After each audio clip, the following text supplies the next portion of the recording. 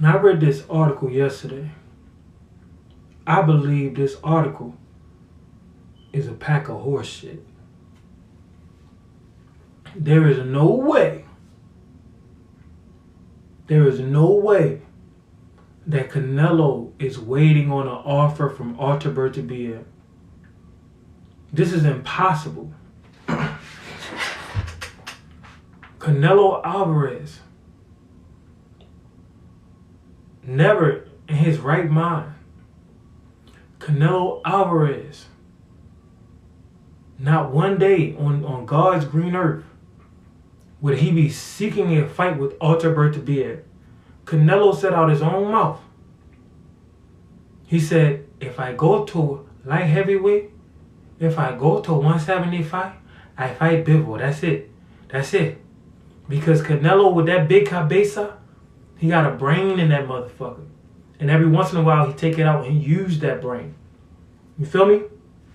So this article, I'm calling cap. They said Canelo waiting on an offer from Artur Beterbiev. How does that sound? A man who has made over $100 million in boxing is waiting on an offer from a man that's never touched $20 million. How does that sound? To me, that sounds like some bullshit. That sounds like somebody trying to get views, trying to get clicks on their link on their website. I don't think Canelo wants the light heavyweight championship. I don't think Canelo wants the light heavyweight championship. You know why? Because he got to go through Artur Beterbiev to get it. You feel me? If Bivol had it, then Canelo would dare to be great. But since Artur Beterbiev, somebody who I suspect is on that Ivan Drago, since he has the belt, I don't think Canelo want that type of smoke. Why the fuck would he fight Artur for big money and not David? Don't even make sense. Well, Artur is undisputed at light heavyweight. David Benavidez has no titles. David Benavidez has an interim title. He doesn't have a world championship. So it actually does make sense. But the thing is, just because it makes sense, even if it makes dollars, is that ass whooping going to be worth it? Artur Beterbiev has JJ from Good Times in both of his hands. Dynamite. Canelo knows that. He's a larger man than Canelo. So what it comes down to is, how does Canelo want to end his career? Does Canelo want to end his career on his back looking up at the sky? That's what Beterbiev will do to Canelo. That's what it boils down to. That's what it all boils down to, bro. Does Canelo want to end his career on his backside looking up at the sky? Lord have mercy. I don't think so. I don't think so, man. You feel me?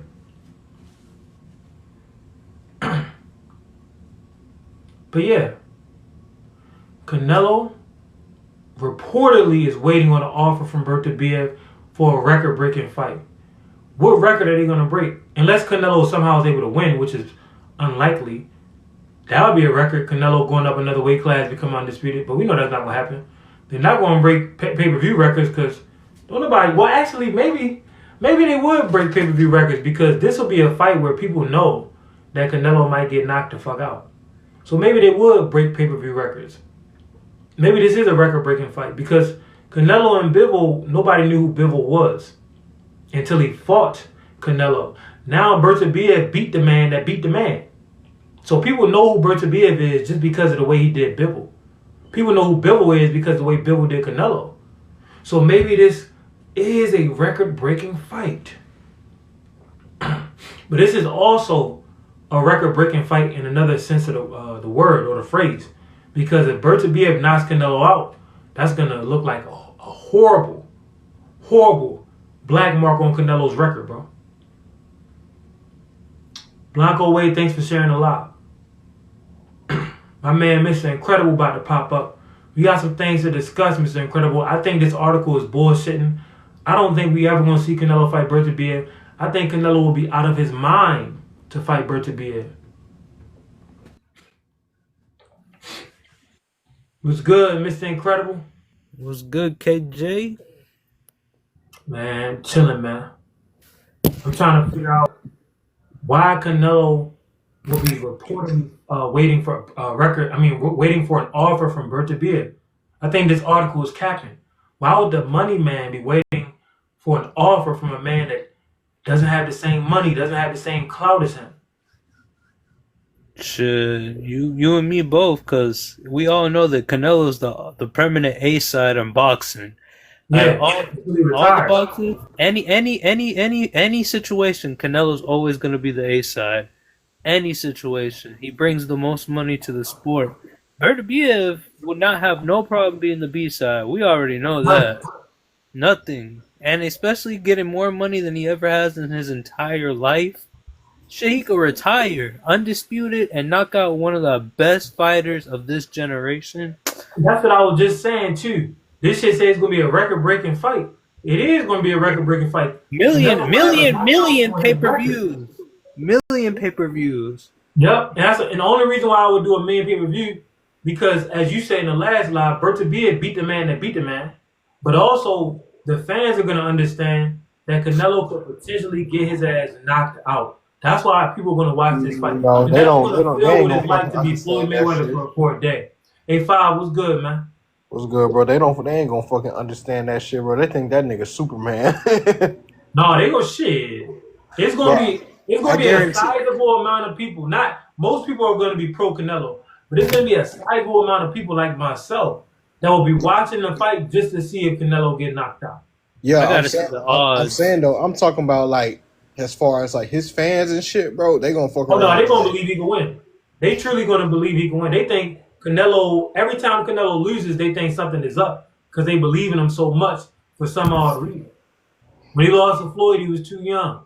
You know what I mean? He lost to Bivol. Motherfucker talking about, well, he had a bad. Well, what Nina say? He had a bad day. You ain't never had a bad day. You know what I When he mean? fucking. Motherfucker had a bad when he fought Lard. When he fucking when he fought Laura, when he fucking fought Triple G that first time, people didn't think he lost that fight. Yeah. I ain't gonna lie though. I'm not sure why he's saying though, like why it says here that he's waiting for better Exactly. BF. That's why I think this Who are article these is fighting fact. Eubanks next? But you know what it is though. He's like Did Canelo fight Eubanks, bro? Bro, he Canelo is pulling him up for 160. He Bro, pulling listen. him up for You know, 160. he was been supposed to. I heard about the Eubanks fight half a year ago, but I'm like, no. I thought ain't no way. But you know what? He was reported to have We're like looking. fight Eubank around the Canelo time that retirement fucking plan. he was reported to have like trying to fight Eubank around the time that Edgar Berlanga like he was in the Exactly. like, Before Edgar the and shit. Berlanga came up, they was talking about him and Eubank. But when looking at the way Canelo's been playing his last couple of fights, I'm not surprised by the Eubank fight. That'd be funny. Chris Eubanks to me is a scrub.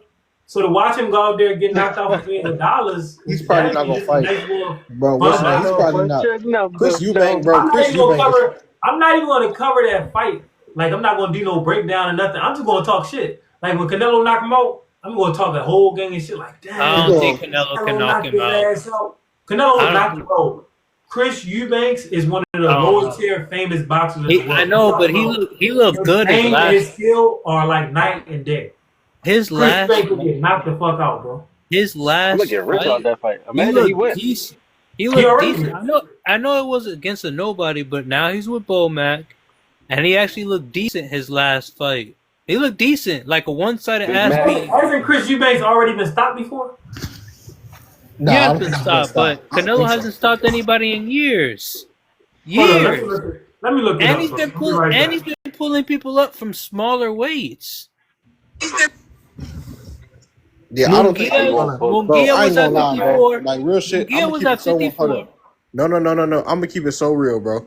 If Canelo didn't stop Charlo, he's not stopping anyone. And I'm saying those guys came from smaller weights. Munguia was at 54. Charlo was at 54. Fucking Berlanga was in 168, but he was fighting nobodies. He was fighting bums. You can't name one person he fought. Name me one person he fought. Bro, like he's not, bro. He doesn't have any. Berlanga. He doesn't. Oh, Canelo McCrory. doesn't have it. Canelo doesn't have it anymore to knock somebody out. I watched the For fight. real. That's why I know. So let me break it down to y'all, motherfuckers. Chris Eubanks got stopped by Liam Smith. Canelo is going to knock this man the fuck out. No, he's not, bro. No, he's not. Bro, hold up now. Y'all know this KJITV. When you talking that, hold up. When you talking that shit, you gotta put a little bit of notation on that motherfucker. What's the name, bro? This Would nigga. you like to put money? What's the name? If he ain't knock out fucking Jermell Charlo, bro, coming up 2 weight divisions, bro, No, that shit last is five. not. I don't Mel want to hear Ray, that. Would anybody like to place a wager with KJ? We can place a wager, bro. I could that's gonna be the wager if he get knocked out or not. Yes. Yeah, we can place that. KO or TKO? Oh TKO. shit! Not a TKO. Either one, He whatever. probably will get Stop. TKO'd. You said stop. No. You talking about TKO, man? Okay. No, I'm saying hold up. That's what I said. No. We can bet that. We can bet that, bro. Nah. Yeah, KO or TKO. Bro, yes, bro. I'm gonna keep it so 100, bro. I can. I think he can whoop his. I think he'll definitely whoop his ass, bro. Fucking. But I think now he's at the point now. Let me tell you he's something. not stopping anyone. With Canelo, do you know Canelo? All right, Jamel Charlo, way better athlete than Chris Eubanks, and Jamel Charlo had the athleticism to run. Eubanks don't got that. You don't have the athleticism to take the shots. You don't have the size or the strength of the Edgar Berlanga. What's the name, bro? Eubanks gonna get stopped, brother. Bro, no, you know. And I'm telling you this as a man that I kind of really don't want to take your money. Bro, I'm saying he's not gonna get stopped, bro, just because like his style now, bro. His style doesn't even show that he's stopping people anymore, bro. Man, I feel like now, bro, he'll drop someone. I feel like now he can drop someone 3 fucking times, but he still wouldn't stop them. We seen that in the John Ryder fight. That seemed like a strong point. But you don't understand, Chris. We talking about a scrubber dub. One Vandal. I need to ask you something, man. I need you to tell Five what happened the last time I said somebody was going to get stopped. A man that had never been stopped before. Hey, Who you talking about? Hey, bro. Danny Garcia. That's a career-defining Danny win right Garcia? here for you, bro. Yeah, you've been on fire. Same I ain't shit. even finna lie. You've been on some heat. That's bro. not the same shit, bro. You've been on some He heat. heating up. He ain't He on been fire on some yet. He heating up. He called the Dubois fight. He called the Pitbull Cruz fight. He called the fucking Bro, I ain't called Pitbull. Nah, I won that. You won that. My I bad. called the Dubois fight. I called the Danny Garcia fight. And I called the KJ fight. He heating up, bro. He ain't on fire. I called the KJ when I fought that national champion. I called that. Now look, I'm telling you, if Chris Eubanks ain't watching no with tapes. Canelo, bro, listen to what I tell you. If Chris Eubanks get in the ring with Canelo, he's gonna stop Chris Eubanks. Nah, but I don't know, bro. He probably could, bro. Me personally, though, I just don't think he got in him now to stop anyone. You gotta, bro. It's not about what Canelo got in him. It's what Eubanks don't have in him. Chris Eubanks doesn't have the skill level. Like he has the fame because of his daddy, but he doesn't have the ultimate skill level, bro. Everyone Canelo has faced so far, bro, didn't have the skill level to keep up this fight. No, bro, hold on. Everybody Canelo faces a better boxer than Chris Eubanks. Not Berlanga. Berlanga just got better, like, bro. Berlanga has more to offer in the boxing ring than Chris Eubanks. Berlanga has natural power and natural size. You can't teach those things. Chris Eubanks he didn't use at all. Neither. He doesn't have. He let Berlanga came in that fight. Bro, listen, Berlanga came in that fight over 200 pounds, bro. This nigga had all that power, all that size, and didn't use a goddamn thing of it, bro. Bro, Berlanga had no chance. Bro, you talking about a man in Canelo been boxing since he's 15. Canelo one of the all-time greats. Berlanga had no chance. Berlanga got dropped 200 pounds on the ground. Now you're talking about somebody coming from 160 that doesn't have the natural. This is the thing. Being able to take a shot, a lot of that have to do with your athleticism as well. Your strength. Eubanks don't got that. Do you know who Liam Smith is? Yeah, I know who Liam Smith is. Right, the white boy with the rolly ankles. Yeah. Well, imagine you fight at 160. Imagine getting stopped by Liam. Nah, that's out the question. That's what I'm saying. So if Liam Smith could stop Chris Eubanks, not only is Canelo going to stop him, Canelo going to stop, drop, pop, and lock that motherfucker. I'm telling you. We gonna wait and see if this fight metastasizes. I have no problem taking your money, but I'm letting you know, Five. This ain't really something you want. Go ask about me, nigga. One I man, heard that. nigga, tell you about me. I heard that he's planning on that fight because he want to go to UK and get all their money. Hey, bro, we're gonna have to bet on something else. I gotta get that shit back. Listen, man. Do you want to bet on what Five betting on that Chris Eubanks not Nah, going fuck to no, because I think the nigga gonna get knocked out. Okay, now you smarter than a fifth grader. I gotta choose somebody. That's how you learn. You get your ass whooped. Nah, we agree, bro. We agree a lot of times, but sometimes we don't agree. You know what I'm saying? And that's what we bet. You know what I'm saying? That's how you learn. You learn by losing. Get your ass whooped, you get better. Nah, I'm gonna get that shit back. No. What we gonna get it back I'm is the still Canelo down to you, Beterbiev fight. Huh? The Canelo Beterbiev fight. We gonna get it back on that. Oh, Canelo, bro. What'd you say? If you bet, matter of fact, Five. You know that Beterbiev would knock out Canelo, right? Yeah. I'm on that Yeah, too, but that. I'm not. I don't got Canelo. I got Beterbiev stopping Canelo for the No, first. bro. Yo, Canelo is about to. Canelo beat this nigga. I He gonna be like I'm trying to tell It's you. the first time in his career. No. I Okay, put money on listen that. here. I put money that Beterbiev will stop him. He Me will too, break bro. him and Bro, stop hold up. him. No. Vandal. I ain't gonna lie, bro. What's the name? That shit, like, this shit right here is basic common sense, bro. Like, you know what I'm saying? It's You about just to be some storybook shit, nigga. I'm trying to tell you. some bro, listen, bro. Bro. Some shit is fucking no brainers, bro. Some shit is a no brainer, bro. Bro, It's a Canelo gonna beat this no-brainer. nigga. It's like Ivan Drago. He gonna beat this nigga on some Rocky shit and be looked at as Bruh. one of the greatest of all time. And niggas gonna forget about that Benavidez shit. Watch. Bro, I know you're Well, big actually, you know KT. what though? That's the Bro. only reason why Canelo would take the fight. If Canelo beats Beterbiev, I would never Top make five a all critical time. video about Canelo ever in life. No, listen, If he bro. beat Beterbiev, Canelo, I would have to Canelo- call him. I would put him above Salvador Sanchez. Now I have to call him the greatest Mexican fighter of all time. I got a also better would chance. never argue with anybody that calls him a top 10 great fighter of all time. I got a better might put chance him in of my beating. top 10. I got a better chance of beating Tank Davis in a fight. Fuck no.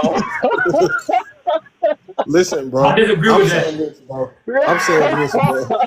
I think Canelo has a better chance of being Beterbiev than you have of being Tank. Hey, can I say something to the host? Can I say something to you real fast? What's up, man? Just one-on-one real quick, man. I just want to tell you, man. Funny as shit.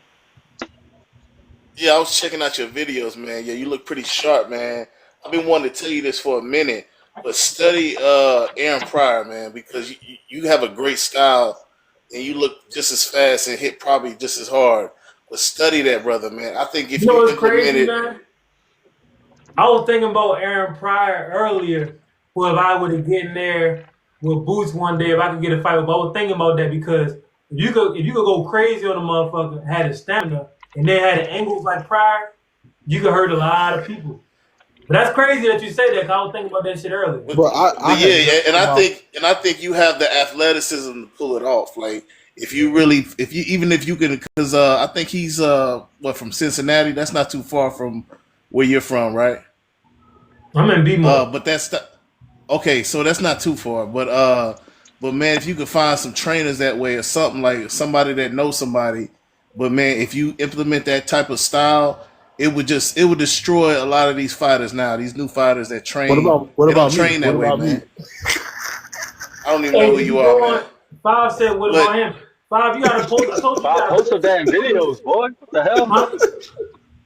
You said Post what? some damn videos. Five is a box. He just went pro. He got to knock out his first pro fight. But I told Five, you got to post your stuff, man.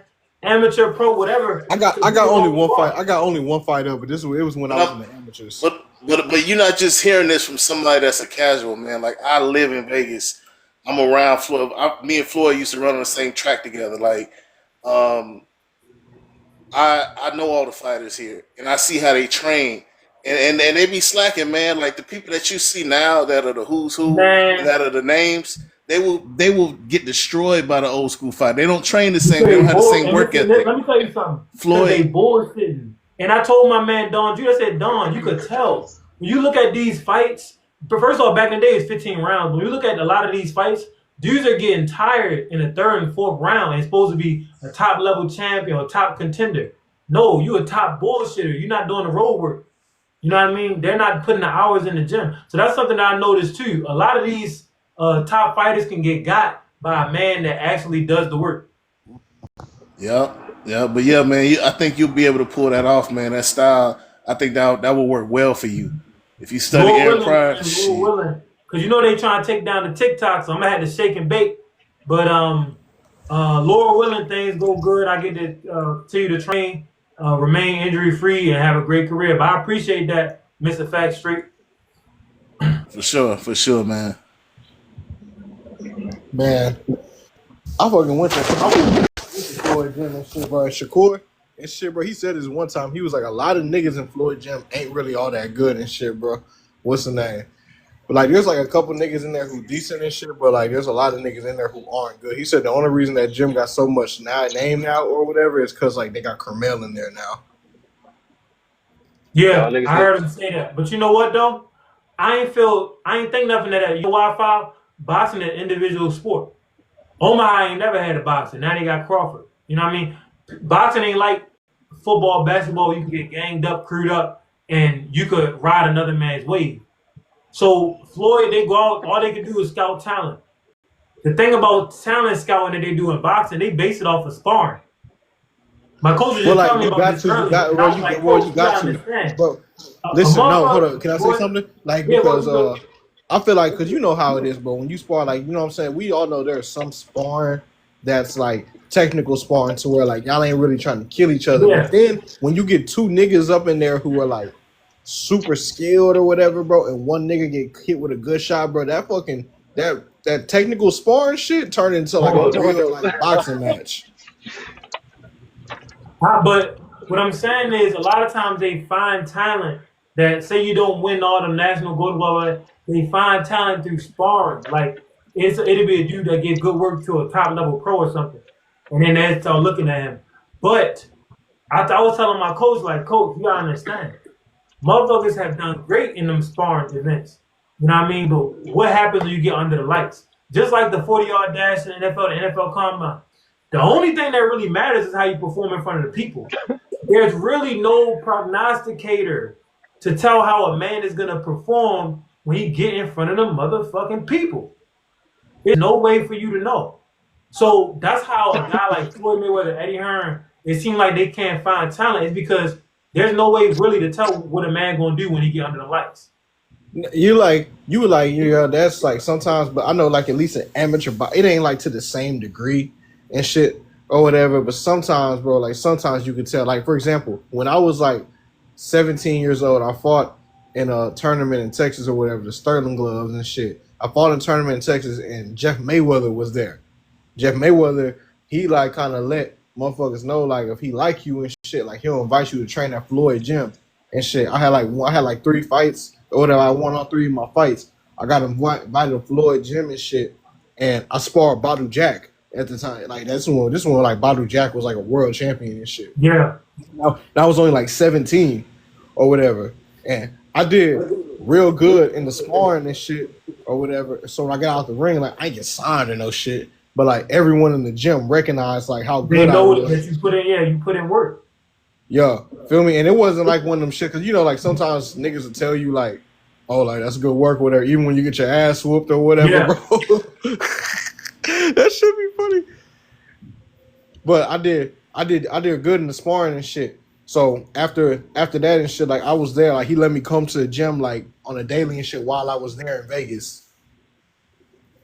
Well, like you said, sometimes all of that shit, the sparring, the amateur, sometimes it can be a prognosticator.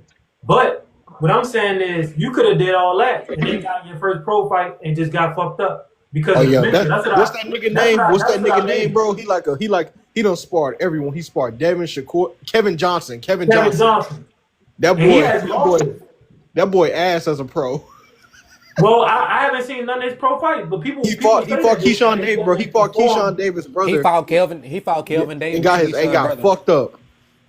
He got fucked. You watched? He got fucked up. I watched it live. He didn't like get knocked out or nothing, but he got outboxed. He got fucked because like Keyshawn Davis' brother is like that nigga tall as shit. Got some long ass arms. Yeah, that's why I think that you can't use that stuff. I wasn't talking about like you're right. Sometimes in a case like in your case, a person could look great in the amateurs and have a great pro career, but just like the NFL Combine, a lot of times that doesn't tell you anything. You won't really know until that moment. That's when you see if a man really got it on the inside. The NBA is a good fucking thing because you know how many first round draft picks and shit that came into the league and shit, bro, and they was buns and shit, bro. Because it's mental, bro. It ain't even just it's mental. It's a mental threshold where you gotta get over the fact, like, okay, I can do this. I compete at this level. I compete in front of everybody. You know what I mean? Who was it, I'm the best, and I'm this, and I'm that. Remember who was that nigga? Some guys, once they go to the next level, mentally it crush them. Like, remember Lonzo Ball? Like, Lonzo Ball, that nigga was like the number 2 draft pick or whatever, bro. When he got on the Lakers, bro, that nigga was ass his first 2 years. Bro, actually, no. Lonzo wasn't bad. He wasn't trash. He was when he first came into the league. Trash. No, his jump shot just needed to be fixed. You want to see ass? You want to see hot ass? Ronnie James. If you looking for a reference of hot ass, garbage, Ronnie James. Bro, Lonzo Ball was airballing this shit. I ain't gonna lie, Bronny Lonzo James couldn't hot shoot. He had to ass. change his form. He could pass. He was playing great defense. He was fast. His release was way too slow. His release was way too slow for the NBA. Then he got you gotta get that shit out quick. If Lonzo came in the league in the 90s and shit, it'd have been much better. He came in the league at a time where you have to know how to like Jason Kidd. Yeah. And plus you have to know how to shoot right now. He was on TV since he was a jit, and his dad was putting him on Front Street saying he'll bust everybody's ass. He said he was better than LeBron. He said he was better than LeBron. Yeah, and he went number 2 overall, so he had all that pressure. That's you supposed to say. No, he ain't about the pressure. Lonzo was supposed to live up to that pressure, but you're supposed to do that though. That's how you gotta because look, they made a bunch of money. Vandal, I don't know bro. if they're gonna get rid of this app, but that's how I'm gonna attack my boxing career. Vandal, I'm trying to get bro. on the celebrity boxing people. They hit me back in September. I didn't even know. I went to check my email, so I'm trying to hurry up and see if I can get on one of their cards and make a little bit of money. But I'm going out there. If they put me on a press conference, when I tell you I'm gonna talk a gang of shit, and bro, now much trash. You gonna be on Misfits, bro? It's called. I don't know if it's gonna be on Misfits. Bro, look. Speaking of Misfits, bro. Announcing, standing at 5'10", 154 pounds, KJIT. Nah, this Hey, nah. Speaking of Misfits and shit, bro. I remember I was trying to tell. I wish this nigga was on here, Brandon, bro. I was trying to tell Brandon earlier. I said, bro, when you turn pro and shit, don't sleep on fighting on shit like Misfits and OTX or whatever. He was like, bro, why would I fight on there, bro? Oh, no, that's good money. Listen. I was telling him, I was like, yeah, first off, them niggas make good money. Second off, I was like, bro, Brandon, when you fight on like them fucking like shits like Misfits, OTX, bro, they have people, representatives of fucking Top Rank, PBC. Exactly. They're coming watch them fight. But you know, the same thing. Dan Brandon did so. It's the same thing as like college, bro. It's the same thing as college recruiting. Even though you are a pro and shit, feel me? It's basically fucking what they used to have last chance you for boxing. Yeah, JUCO and shit. JUCO, yeah. But I would have said more. They get back to me, then I'm gonna be fighting on the 7th or the 14th in December. You know what I mean? Like y'all know me. I don't give a fuck who I'm fighting. Where's it gonna be at, bro? And I'm gonna whoop their ass. Where you think it's gonna be at? Huh? You know where it's gonna be at? Atlantic City. I had been filling it out. They never got back to me. I went and checked. They got back to me in September, like September 25th. So I just responded. Hopefully it ain't. And I filled out another one to let them see that I'm really serious about this shit. But they took forever to email me. I didn't know. But hopefully we get on that show. Because I don't know, they talking about getting rid of TikTok, so I got to get the ball rolling. Yeah, real talk. Yeah. What you was about to say, Father? Nah, I was gonna say I My next shit, I was trying to tell that nigga Brandon, I was like, when you turn pro, bro, because this nigga Brandon said he want to go pro next year. I was like, bro, when you turn pro, just talking, bro. First off, I was like, bro, Brandon needs open fights. First off, that's what I told him. I said, first off, gang, okay, let's say you do go pro next year, bro. First of all, you didn't have an amateur background for real, nigga. Yeah. So you know what you're gonna do? I said, Brandon, you're gonna be fighting in a high school fucking gym. Even with an amateur background, bro. Exactly, bro. My first pro. Well, actually, no. My shit wasn't really. I fought in the convention center and shit, bro. My next fight is in the convention center. Marvin fought in a high school gym. Yeah, but that's what I'm saying though, bro. Like, with a good amateur career, with Golden Gloves and all that shit. Yeah. But he mistaked this shit like fucking the draft and shit, bro. I was like, nigga, this shit is not the fucking NFL draft. You don't fucking go with like this when you turn pro. Niggas from Top Rank and fucking PBC ain't coming to your front door, nigga. The only way they're doing that is if you win. That's why people try to win in the Olympics. Yeah, really. That's the only. But even still though, even when like let's say you don't got an Olympic background, because what was his name? Fucking Chris Colbert. And shit, bro. He didn't go to the Olympics and shit, but he was like the number 3 ranked amateur in the country at the time. Yeah, that's when he signed to Al Heyman. Win them tournaments. Yeah. Sometimes like you gotta have like a vast amateur background and shit, bro. That's how you get luck. But sometimes, a lot of times, that should be luck because somebody knows somebody or whatever. Yeah, or you gotta be fighting all over. Connections, bro. Connections. All over. This is the thing about boxing that I realized. Boxing is about how many connections you have. And also, what do you do once you get connected? Like, what do you do? When they finally knock on your door, do you have the skill and the ability to perform? Because these motherfuckers who, they got the connection, they get the plug, but they don't have the ability. So they go out there. I'm glad my coaches. They got connected, they get the plug, they go out there, they do have the ability, and they become a star. I'm glad my coach is like world-renowned and shit, bro. I got a world-renowned coach and shit, bro. So, feel me? My second fight and shit, it's against a nigga who, like I said, was 13-1 and shit. I whoop him. Feel me? You want to change the way people view you. It's gonna that shit and like feel me. I'm gonna have like it shit. It ain't gonna fucking jumpstart me or no shit, but I'm definitely gonna get like a lot more harder. On the right track. I'm gonna get fucking a lot of good opposition and can end up putting me in with people who are in these fucking rooms and shit. My coach was the '96 Olympic coach for Floyd. Antonio Tarver, Fernando Vargas. He was the head coach. Just make sure you What's his name? Yeah, Don. His name Jesse Ramos. Okay.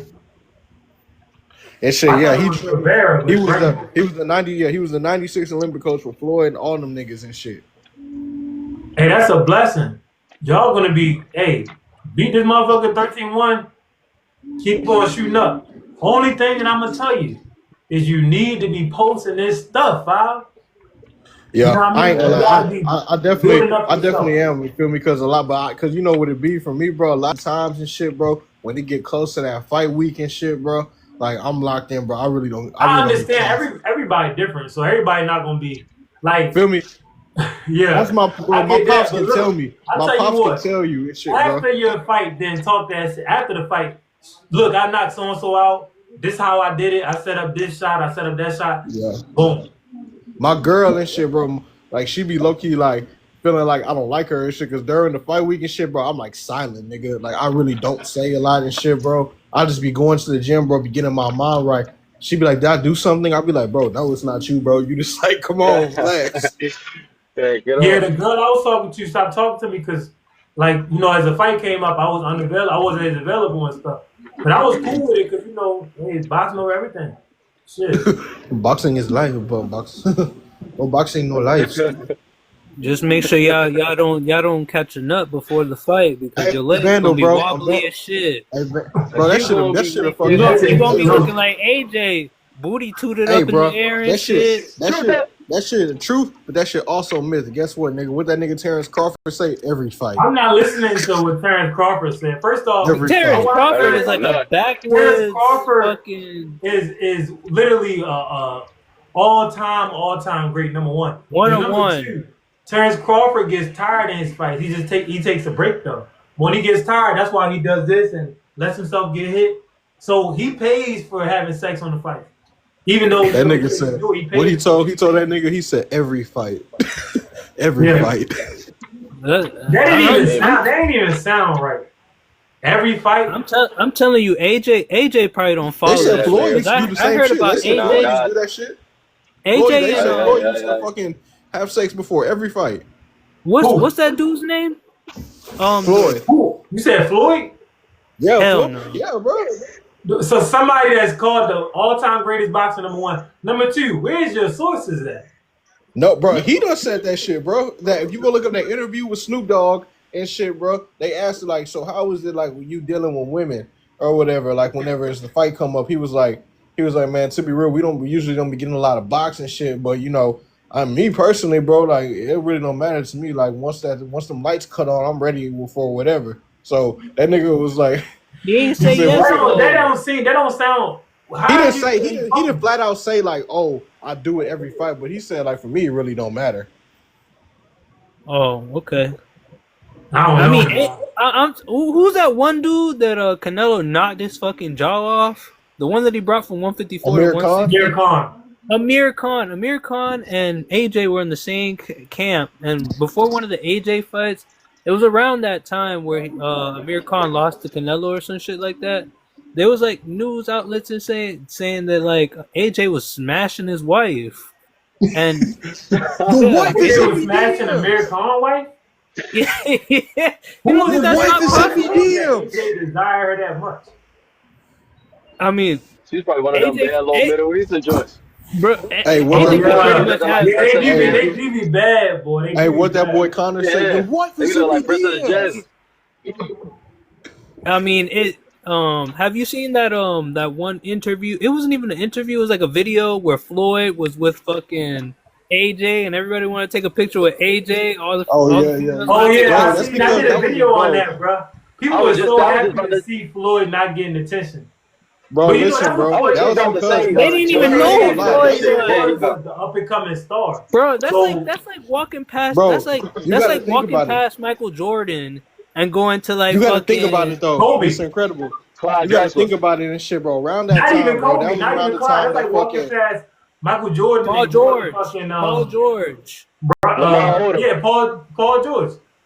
That's a bro. Listen, you got to think about it, bro. Around that time and shit, bro. That's when that's when Anthony Joshua had like fucking knocked out fucking knocked out Klitschko and shit. That nigga was the biggest star in England, bro. Or in the it's UK. not even about still is. What is boxing fans? Anthony Joshua is going to be loved because of his physique, his aesthetic, the way that he looks. You know what I mean? Fair skin, muscles bulging. You know what I mean? That's why people fuck with him. It's not because of what he does in the ring. Those people that came up to Anthony Joshua, they were even boxing fans. We know they were women. Casuals. They were all women. I'm talking about the men as well. There were dudes too. There were white dudes coming up, smiling, hugging on him. Yeah, they fans of him too, but not for boxing. He was happy as shit. But they don't like Floyd. They don't like Floyd because of what he did to Ricky Hatton. That's why. Well, yeah, bro, that's not how that go. Usually, when you whoop somebody's ass, the fans they'll start loving you. Nah, it's different here. He came and mocked. Well, you guys call it soccer. No, I'm saying you guys call it soccer, but we call it football. They came and mocked. He came and mocked a football club. Like when he came, he had a jersey on. That's why they don't really like him. They still mad about that all these years, bro. I heard that when y'all. Fans, like the fans here is different from like. I heard that when y'all America, lose a soccer team, I don't know for what soccer team it is in England or whatever, but I heard when they lose a soccer game, all the white people get mad and start chasing black people down the streets. Soccer is crazy, bro. People get unalive for them games. Referees get unalive for making. My bad. Not my bad. I think I got it wrong. It was like.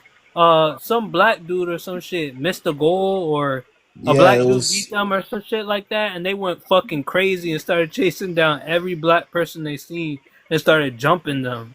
Yeah, that was soccer is balling, bro. That was in the Euros. They had some type of World Cup type of thing in Baltimore back in like 2013. I went to. They had Ecuador there, Mexico. It was America, and it was another Hispanic country. You know what I'm saying? After the fact, I remember Ecuador is white and baby blue, right? White and baby blue. No. I think that's Argentina. Yeah, they was crashing out. outside the Ecuador, Raven Stadium. They was crashing out. Ecuador's is similar to the Colombian flag, but it got like a little logo in the middle. But you're The talking baby about blue though, right? Argentina. You're talking about Argentina. White and Or baby maybe it blue was is Honduras. Argentina. Honduras. I think Honduras is Honduras like is dark white and baby blue. blue. No, I think it's dark Now, blue. white and baby They had blue white and baby blue. white and baby blue is Argentina. Man, what's the moral to the story is somebody was crashing out. All right. One of them fans for soccer was crashing out because somebody lost. No, they do that. Crazy sport. People can get unalive. My point is this. I want to take it back to Canelo and Beterbiev. Hey, bro, y'all got them. Yeah, go on. Nothing one man was ready to say something. Oh no, I was just about to say y'all got them motherfucking voting motherfuckers blowing y'all up 24/7 No. to vote. What? Yo, the voting people, they haven't been blowing y'all up. Hey, vote for Kamala. Vote Oh, for yeah. Trump. Vote for I this. mean, I All just of you ignore them. I nonstop. tell them I'm not going to vote. Oh my god, nonstop, bro. Yeah, go on, KJ. Oh, yeah, I want to take it back to Canelo and Beterbiev. I think this article is capped, but I would not be surprised if Canelo fought Beterbiev, but I don't think Canelo is waiting on an offer from Beterbiev. That doesn't make no sense. That doesn't sound right at all. Why would the money man be waiting on the B side? You know, It's because they've already started They already started talks for a rematch between Bivol and Beterbiev. But no, they said that fight not going to happen until next year. Automatic in like late next year. They said it's going to be damn near a year for the rematch. Yeah, they said that in the fight that he's gonna have to fight one of the mandatories, and then Bivol gonna have to fight Batusi or whatever his name, Batusi or Benavidez. Buatsi, I already say Buatsi. Buatsi or Benavidez. Yeah. Pause. Jesus. Batusi doing the Watusi. Pause. But yeah, nah, they ain't fighting, man. All I know is Beterbiev would destroy Canelo. So I don't think Canelo want to fight him. But if Canelo would to somehow magically, mystically beat Beterbiev, he would go down. His fans gonna be saying he the greatest ever. That's gonna be bullshit. But he will go down as like top 10 greatest boxers of all time because that would be something that nobody expects at all. That's gonna put him top 5, bro. They're gonna put him top 5 because they're gonna put him. He's already number one in their minds. He already number one. You see how they talk about him? He number one. But nah, they ain't fighting, man. I hope that they. His next fight is in Japan. Who's next fight in Japan? Canelo's next fight is in Japan. Against who? I don't know, but it ain't Beterbiev. To be determined. Yeah. He got a double heavyweight anyway. I see why they fighting in well, you said it was anyway? Yeah, they're trying to. Yeah, he got double heavyweight anyway. He making that money. It don't even matter who he fights because it's gonna be Canelo in Japan. They're not gonna dig that. Now Chris Eubanks will be a perfect opponent because now they're thinking of doing the Chris Eubanks fight in the UK. Okay, but bringing Chris Eubanks to Japan will be crazy too because you gonna have the UK motherfuckers watching, the Japanese fans watching, of course the American fans watching, the Mexican fans. Like that event will be. Yeah, but it's gonna be it's gonna be at 2:00 on a random Tuesday, bro. Oh yeah, money if he fights in the UK. Right. He'll make more money if he fights in the UK. Yeah, that's true. If you fight in the UK, you all football stadiums. Chris Eubanks basically gonna be walking the plank, bro. Like Chris Eubanks is gonna be walking. No, he gonna be walking he gonna be walking the plank and jumping into a pool of money. Yeah, it's worth it. If Berlanga can get whatever he got, they say 17 mil. I don't know what it is, but it's a lot more than he would have ever had fighting anybody else, even if it was for belts, even if it was for undisputed, even if it was at a higher weight. It don't matter. That was the most money he would have probably ever gotten. Unless he gets a rematch or some shit. But that'll never happen. Yeah. They need to be setting up that Berlanga plan fight. Nah, man. They should, yeah. That's a good fight. I don't even want to see Belal knocked out again. Plant should fight a fucking Canelo again. That would be a good ass fight. Hell no. How's that? Hell no. His last fight, he looked so fucking good. How the fight looked. No, did he? He'll get killed again. Nah, hell no. I don't know about that. Caleb, but didn't he get dropped? He got dropped by that bum ass nigga. Like, what the fuck? Nah, Plan he got dropped, but it wasn't like a drop like he's woozy. And it's better that if you get dropped and you finish the fight. He finished the fight. He got dropped. His face looked all fucked up. The dude was supposed to be flawless. The dude was real fight. strong. He just Let's bumped be real. Bro, it was a big guy. That guy was strong. And it wasn't like he got dropped and he was wobbling and fucking about to get knocked out. He got dropped, got back up, beat the dude's ass, and stopped him. Yeah. You And he can't beat him ask on for the inside, too. Yeah, better but results there's than better that. fights than Canelo Plan. What's the better fight? What's Actually, the better Canelo fight wanted other than the the Beterbiev? Caleb Plant rematch for years now. It was supposed to be flawless, man. That fight. Flawless. Boxing is never flawless, bro. Against that guy, yes. Bro, McCrum's was physically strong, Jordan. You sound like somebody ain't never boxed. If somebody is that strong, you could be a great boxer. If they put their body on you, something could happen. You could slip, you could fall. The knockdowns weren't even like he was getting hit. The man was crashing his weight into him and knocking him down. McCrum's, he could play rugby or something. There's a lot of little dirty tricks in boxing. Yeah. Bro, one time, my second fight, the dude was 165 pounds. He couldn't knock me down, dodging everything he was throwing. So he put his leg out and just pushed me and got a knockdown. It's little shit that you could do like that. We hit you with the Mortal Kombat. The only better fight. A lot of dirty tricks. The only better fight that I see other than that Plant fight is if he fights Bud or if he fights Benavidez. That's it. Yeah. How do you think that will play out? He loses to both. Who? Canelo. No, I'm talking about. I thought he said Bud versus Caleb. No, hell no. Oh, Bud versus Canelo. Oh. Man, he not fighting that man. Bud need to move on, bro. Bud need to move on. Bud need to move on. I'm be honest with you. Go fight Larry. He need to just fight. No, Bud need to just fight Boots because you're not getting the Canelo fight. Nobody at 154 really has a name. Listen, nobody at 54 has a name for you to make money. Boots is what Eddie Hearn now. So really what Bud and Boots should do, if they want to make money and both of them don't have a name, do the press conference in the UK. Do the press conferences in the UK for 3 months. Market the fight in the UK. Motherfuckers watch it. That ain't gonna work. I can't lie. That yeah, unless you're what's it called, trash talking in the UK, like I ain't gonna do nothing. Oh yeah, they don't need one of the market in America. They so damn boring, bro. What the hell is going on with everybody? That's the thing that a lot of fighters are boring. Like an example, like yeah, David is good and all, but damn, the dude is not even like you don't see nothing on social media. You don't hear nothing. So it's like these fighters. That's why I like Ryan, bro. You hear them talking. Ryan gonna make them headlines.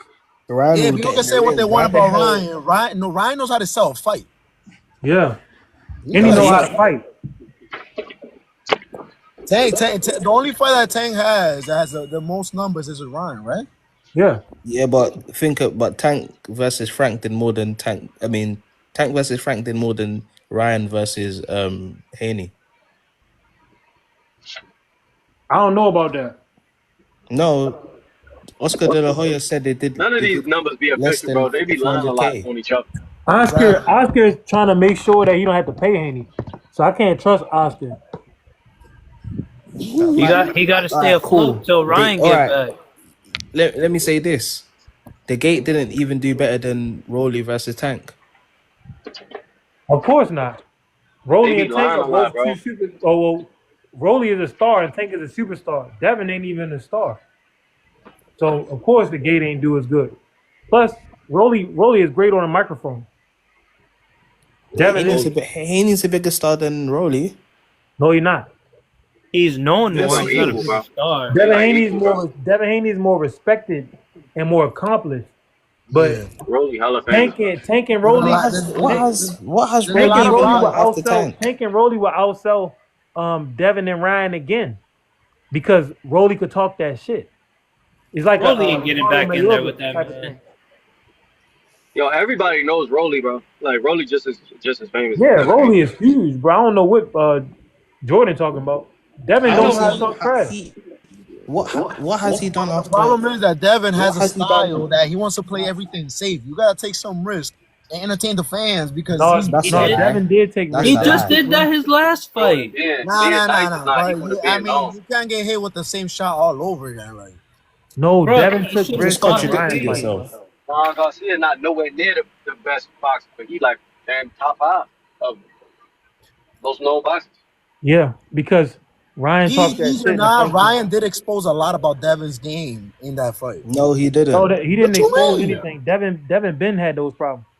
Devin Yeah, he had had that those. since the Yeah, amateurs. Okay, I he got had you. that problem with Loma. He had that problem with Linares. The Loma He's had fight, Everybody that already problem knew. since the I watched that amateurs. Loma fight, and I'm gonna be honest with you. And I'm gonna be honest with you. I had Loma winning that fight when they were going to the scorecard. Come No, on, man. Come on, Nah, man. Come because on, I man. was Come on. watching that fight. I'm like, yo, this kid is getting pieced up. it's close. It was It close, was but Loma close. was It was close. It was inactive for the close. first 4 rounds. It was close. That's why I wasn't mad at the decision, but it was close. It was really close. What was I They, saying? they need to rematch that. Devin's had all those problems since the amateurs. If you go look back at his sparring tapes, even his early fights. Wait, what's up with Shakur? I haven't heard anything about Shakur. He's training. Bro, Shakur just broke his hand. Oh He shit! getting ready for the for his comeback fight. He's supposed to either be fighting Tevin Farmer or Oh, he's gonna be fighting Tevin Farmer. no, Tevin Farmer and what's his Or name? Zepeda. Zepeda are fighting, and the winner gets Oh the core. wow. Tank Damn, was that's like, so, it's Tank said, crazy. I Like bet you damn, Shakur don't rematch that adds Los such an element to that fight. I didn't even know that. Oscar ain't Yeah. sacrificing Zepeda to Shakur. Bro, you just be No, bad busy. You be forgetting shit. Zepeda might not even Zepeda's the number one mandatory in each sanction at 135 right now. So his best bet would either be to go against Berenchik because he's getting washed by all the other guys. So, Oscar, yeah, you're probably right. He don't want to sacrifice him until Ryan gets back because Zepeda's really the only known name that's keeping him afloat right now. Yeah. He got the other nigga, Ortiz, but they about to sacrifice him too. They trying to give him the Ortiz, they tried to give Ortiz. Turkey asked Ortiz if he wanted the Boots fight. He said, "Nah, I want to fight Keith Thurman or somebody else. I forgot who it was." I was like, "How you want to fight Keith Thurman? Man? Keith Thurman hasn't fought in like 3 years, man. 4 years." Why He want everybody to such fight hoes? the boxing Kawhi Leonard, Anthony Davis and shit. It's like, I was like, bro, what the hell you mean? that's Virgil crazy. Ortiz supposed to be a big hitter. They both really coming from 47. You got a chance to fight Boost Ennis and you say no?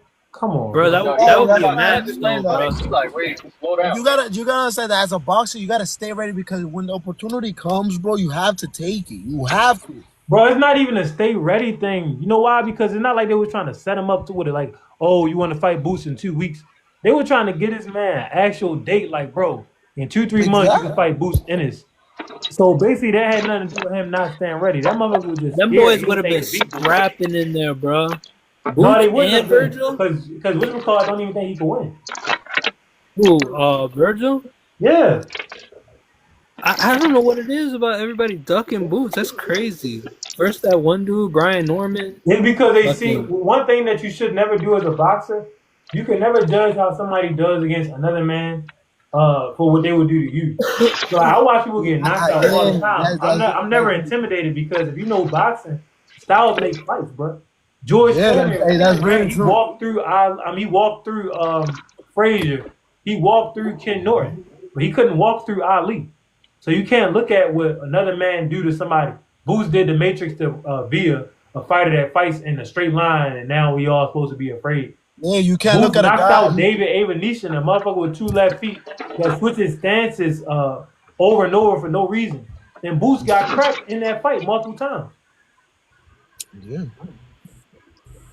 You can't look at another guy and be like, oh, you did somewhat with this guy, so I should beat you. Like you can't have that type of mindset.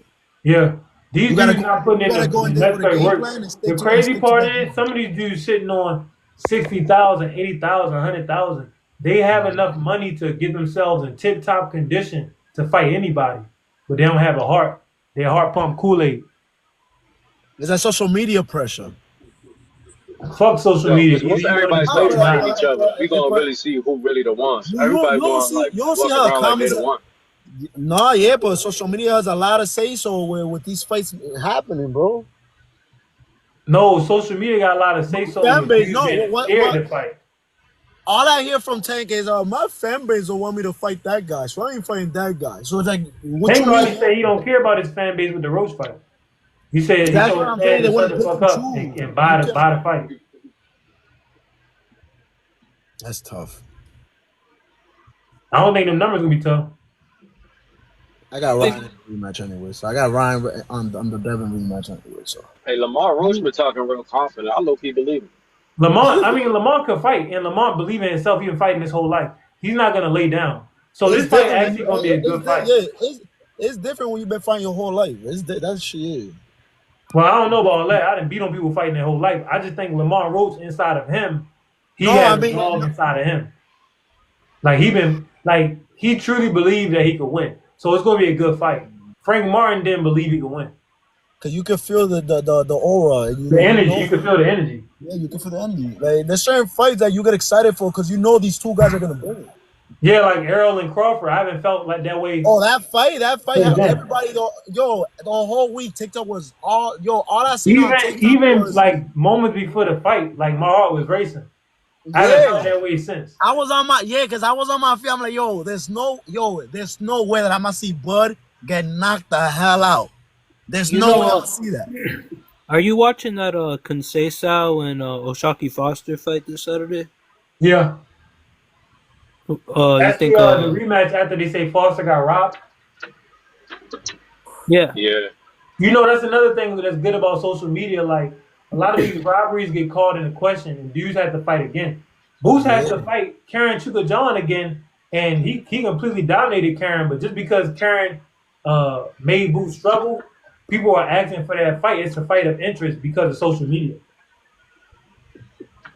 My boy Chuka John ain't went out on the shield. You know what I'm saying? Y'all be trying to play with Chuka John like he ain't one of them ones. No, he not. Yeah, his coach probably like, I'm gonna need you to move a lot more this fight. Run if you have to. No, his coach for real. Respect on if they wanted to win, bro, Chuka John, he would have to dart in with like ones and twos and shit, like not just jumping back, not just. I don't think he got the dart ability. in with them ones and twos, clinch at something. Like he had to do a lot of weird, awkward shit to win. I don't think he can do that. Because his arms are so short, he has to be very awkward. Another thing he would have to do is, in close, he had to really let his hands go. He had to be in super conditioning because, say it's a close round because you do all that movement, and then it's a minute left. If you could smother Boots and throw a million punches, even if they sloppy punches, the judge is going to give you the round. Yeah. I don't think he can do that. He didn't even want to come up close for the clinch. So he felt that power. He felt Boots got a lot of power. But Avanesyan said that Crawford is a heavier hitter, and Crawford is way more patient. He said Boots is just busy.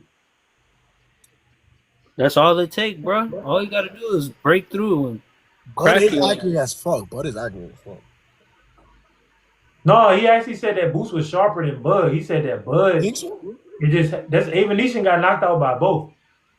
He said that Boots was sharper and busier than Bud, but he said Bud was so patient. He said Bud hit you at the right time, at the right place. And he said Bud is heavier handed, meaning Bud got more natural power than Boots. Those busted gloves.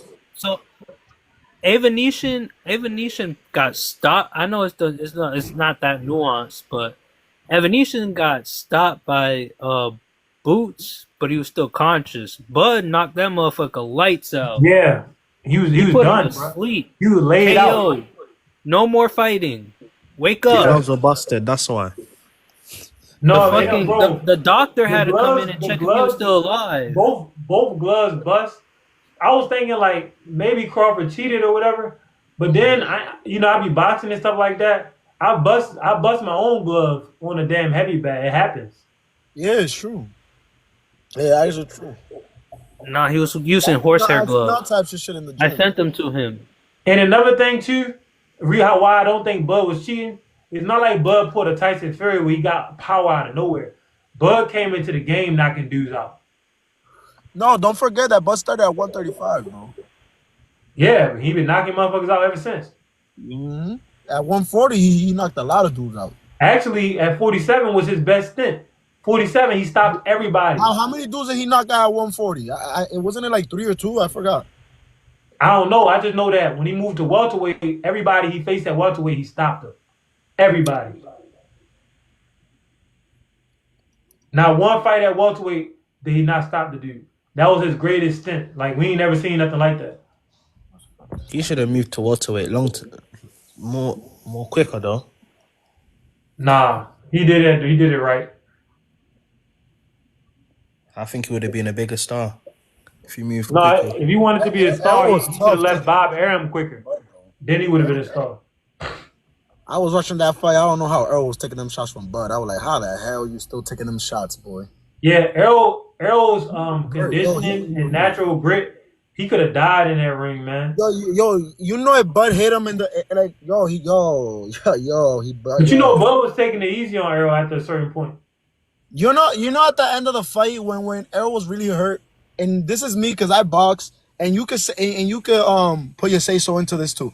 So at the last round when he was trying to get rid of Errol, he wasn't hitting him with full power.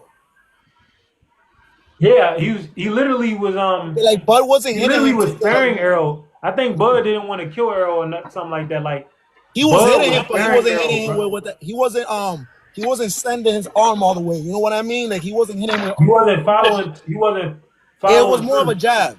Well, in the final round, he started to because he was trying to get the stoppage, but he could have did all of that in like round 4. I think he felt bad for Errol.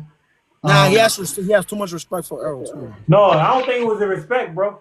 I think that you don't think so. He didn't want to really hurt that man, and he felt bad for him because of the way he was doing it. Because really, Bud could have did a Marvin Hagler. That was but Bud had showed some mercy in that fight. Yeah, that was I don't think he knew that one. I think that was an ass beating. I don't think he knew Errol it weren't really Errol. You keep saying that bullshit. But my thing is, what was Errol's game plan going in that fight though? Because it didn't seem like he had a game plan. Errol fight. You did the same shit. Yeah, he did the same shit he always does. That's what I'm saying. You know why? I'm gonna tell you why. Because the American amateur program is trash. So what they do out here, even in the pros, like what they do, they get a little ass boxing ring, put people in there, and it's this throw punches, who hit hard. They think that's what sells. Even though that's not what sells. What sells is character, strategy, shit like that. But you have to take actual time to market it. They don't want to teach you. Dudes come up in these amateur, these professional rings where they just put their hands up and throw punches, and they don't have to really develop. They don't have to develop different styles. They don't have to develop time and the footwork and shit like that. Yeah. So when they get to that final boss who has all those things, it's a disaster. Yeah, because the thing is all about power. Let's see who hits the hardest. Nah. Yeah, but it's because of the American amateur programs. A lot of them are trash. I always told my brother, yo, you have a good jab. That jab will take you anywhere in the world, bro. Yep. Just have a good jab. Just quick, good, like little. You can hit anybody with it, no matter. They can be. It don't matter, pros. Like it don't matter. If you have a good jab, you're gonna hit that person with it. It don't matter who it is. I don't care. It could be Canelo. That's facts. You want to go back? Go see Canelo getting hit with a jab. Canelo knows. That's the reason he doesn't want to fight Bud, because Canelo Canelo's gonna be getting tatted up. Canelo fights Bud and he's gonna get pieced up. You know why? Because in my opinion, in my point of view, Bud has better combinations. Way better combinations. Bud got a way better jab and a longer jab and a faster jab. Just look at Floyd. Floyd was jabbing the shit out of his ass and giving him 1-2s. That's what I'm saying. Floyd beat Manny with a jab. And who does Bud get compared to a lot? Floyd. He was doing. He shouldn't get compared to Floyd. He was changed. Floyd was. I mean, he was getting compared to Floyd after that Arrow fight. You know, like Floyd people were trying to compare him. Shit. Bud fight like Ray Robinson. He don't fight nothing like Floyd.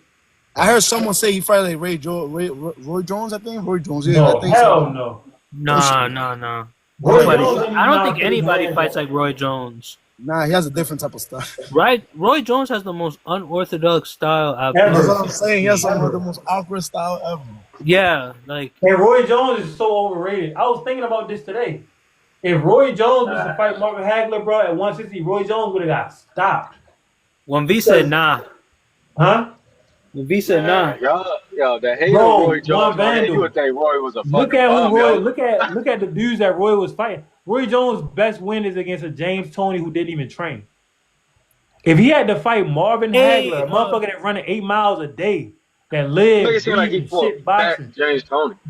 No. But Don was up here the other day. He said he was fighting cops and shit. Yeah, that's super. He was. They don't fight nothing alike. Marvin Hagler would have stopped Roy The reason Jones. they were First trying to off, compare them a lot. Marvin would have slowed down all of that speed with his body attack.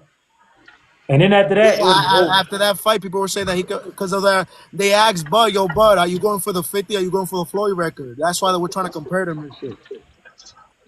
Nah, they still aren't similar. Even if he gets No, that they're 50. not similar. Yeah, they're not. They're not similar styles. Hell no. Bud fight like Ray Robinson, bro. They even set up. They had the same traps. They both got a 74-inch reach. They both got power in both hands, fast feet. Only You difference gotta was understand Ray that Robinson Floyd- was taller and faster than Bud. Floyd is the best. And Ray Robinson was a better inside fighter than Bud. Who has better defense as a boxer than Floyd? Nobody.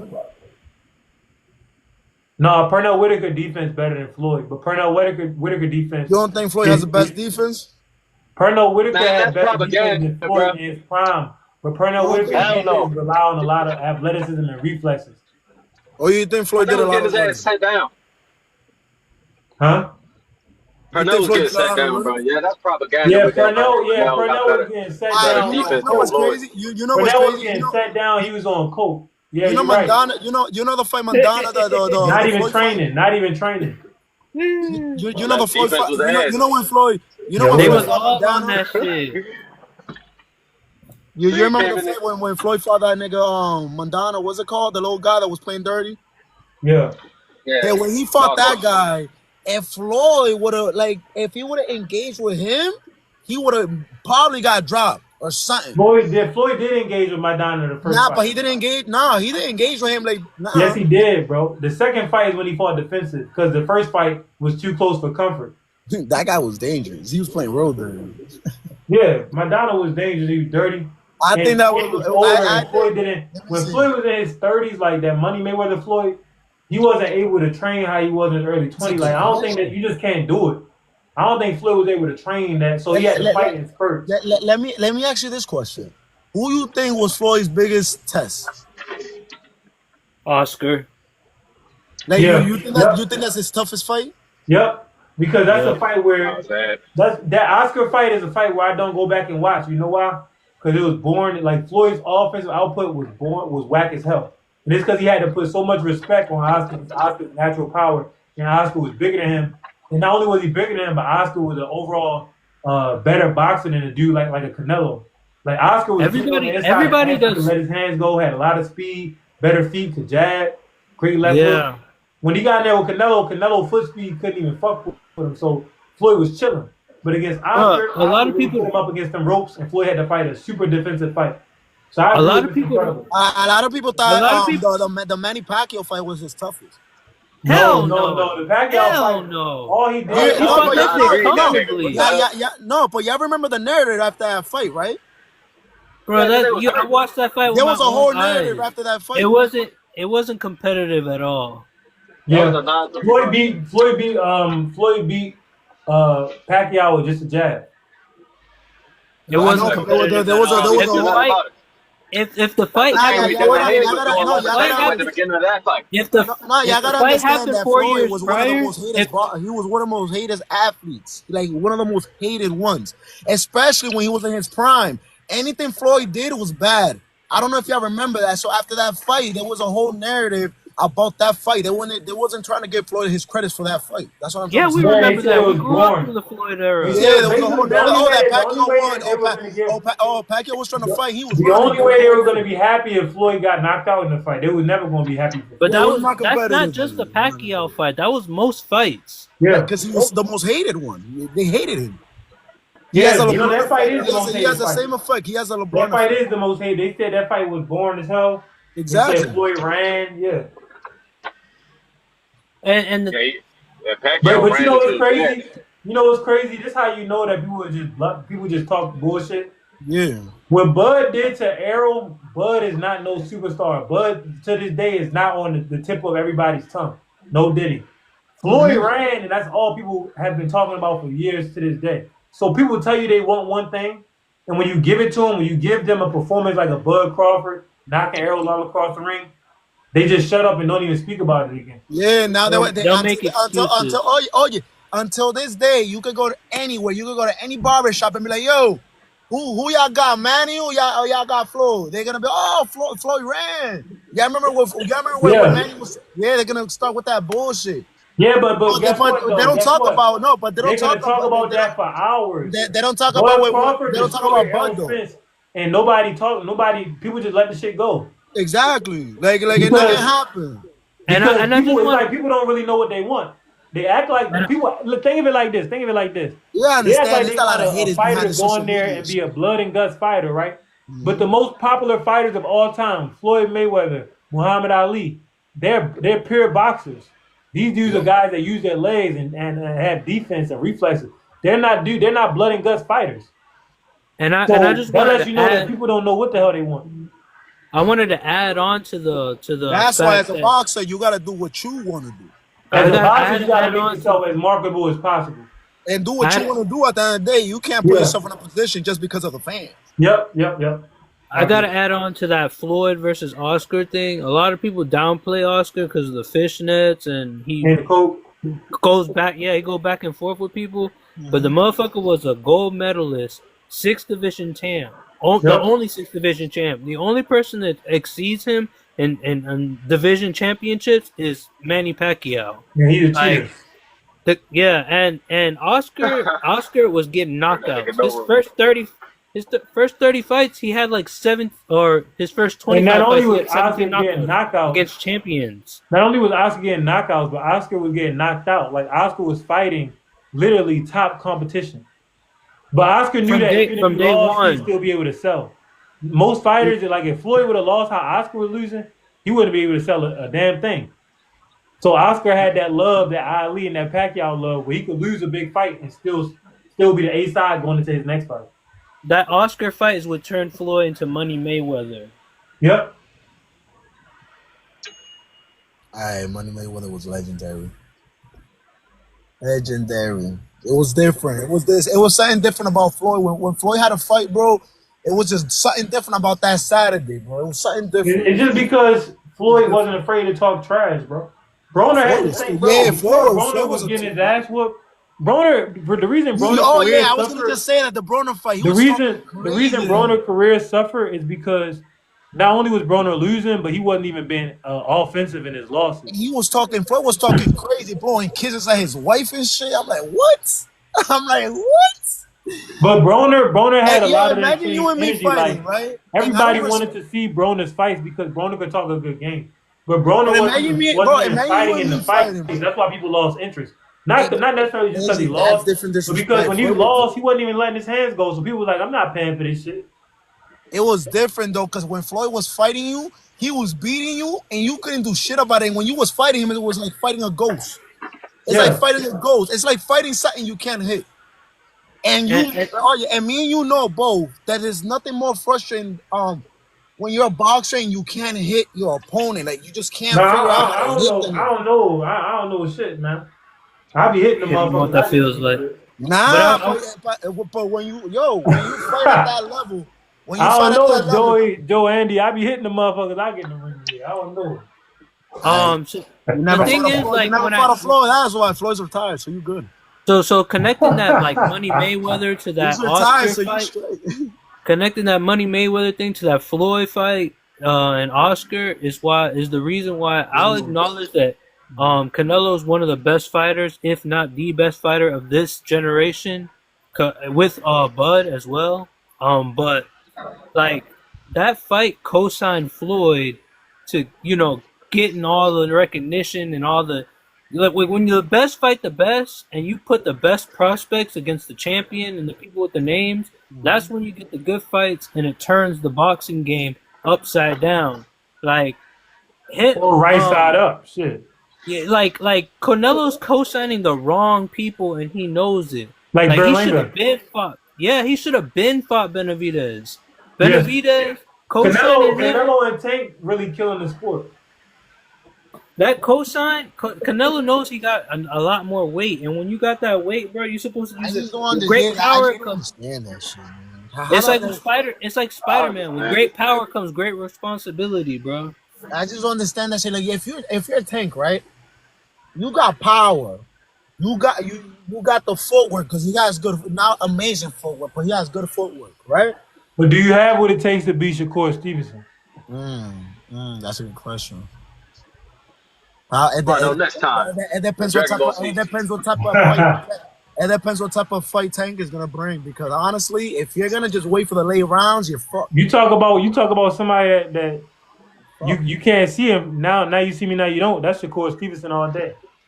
I mean, not at the level of Floyd, though. Shakur Stevenson is the closest thing we got to Floyd when it comes to metrics. Shakur is leading the world in plus minus. That's Still why 10 points. Even though he's leading the world, he's still 10 points lower than what Floyd Mayweather was. But he's still the number one in the world. So he's the closest. That's why I don't thing think to Floyd Tank is that we gonna have. fight him because at the end of the day, Shakur has a style that Tank doesn't like. Yeah. So it's I like mean, what you said earlier. Style make nobody fights, like right?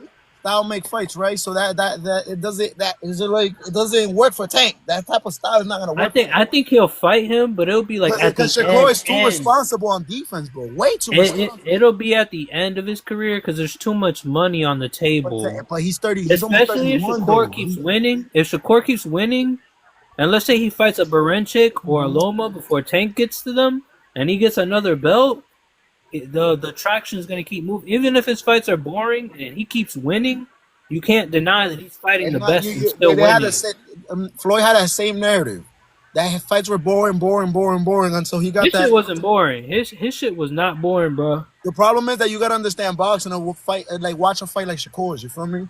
You really do. Oh, I know Shakur's, but Floyd No, would I know. actually be more active than fucking. Floyd's plus minus was higher than Shakur's, meaning not only was Floyd making his opponents miss at a higher But he was rate than throwing more Shakur, punches. but Floyd was landing his accuracy. He was landing at a higher rate than Shakur. That's Floyd something had that the, people are talking Floyd about. had the highest plus minus ever. So he was the most accurate on offense and defense. That's why his fights weren't boring.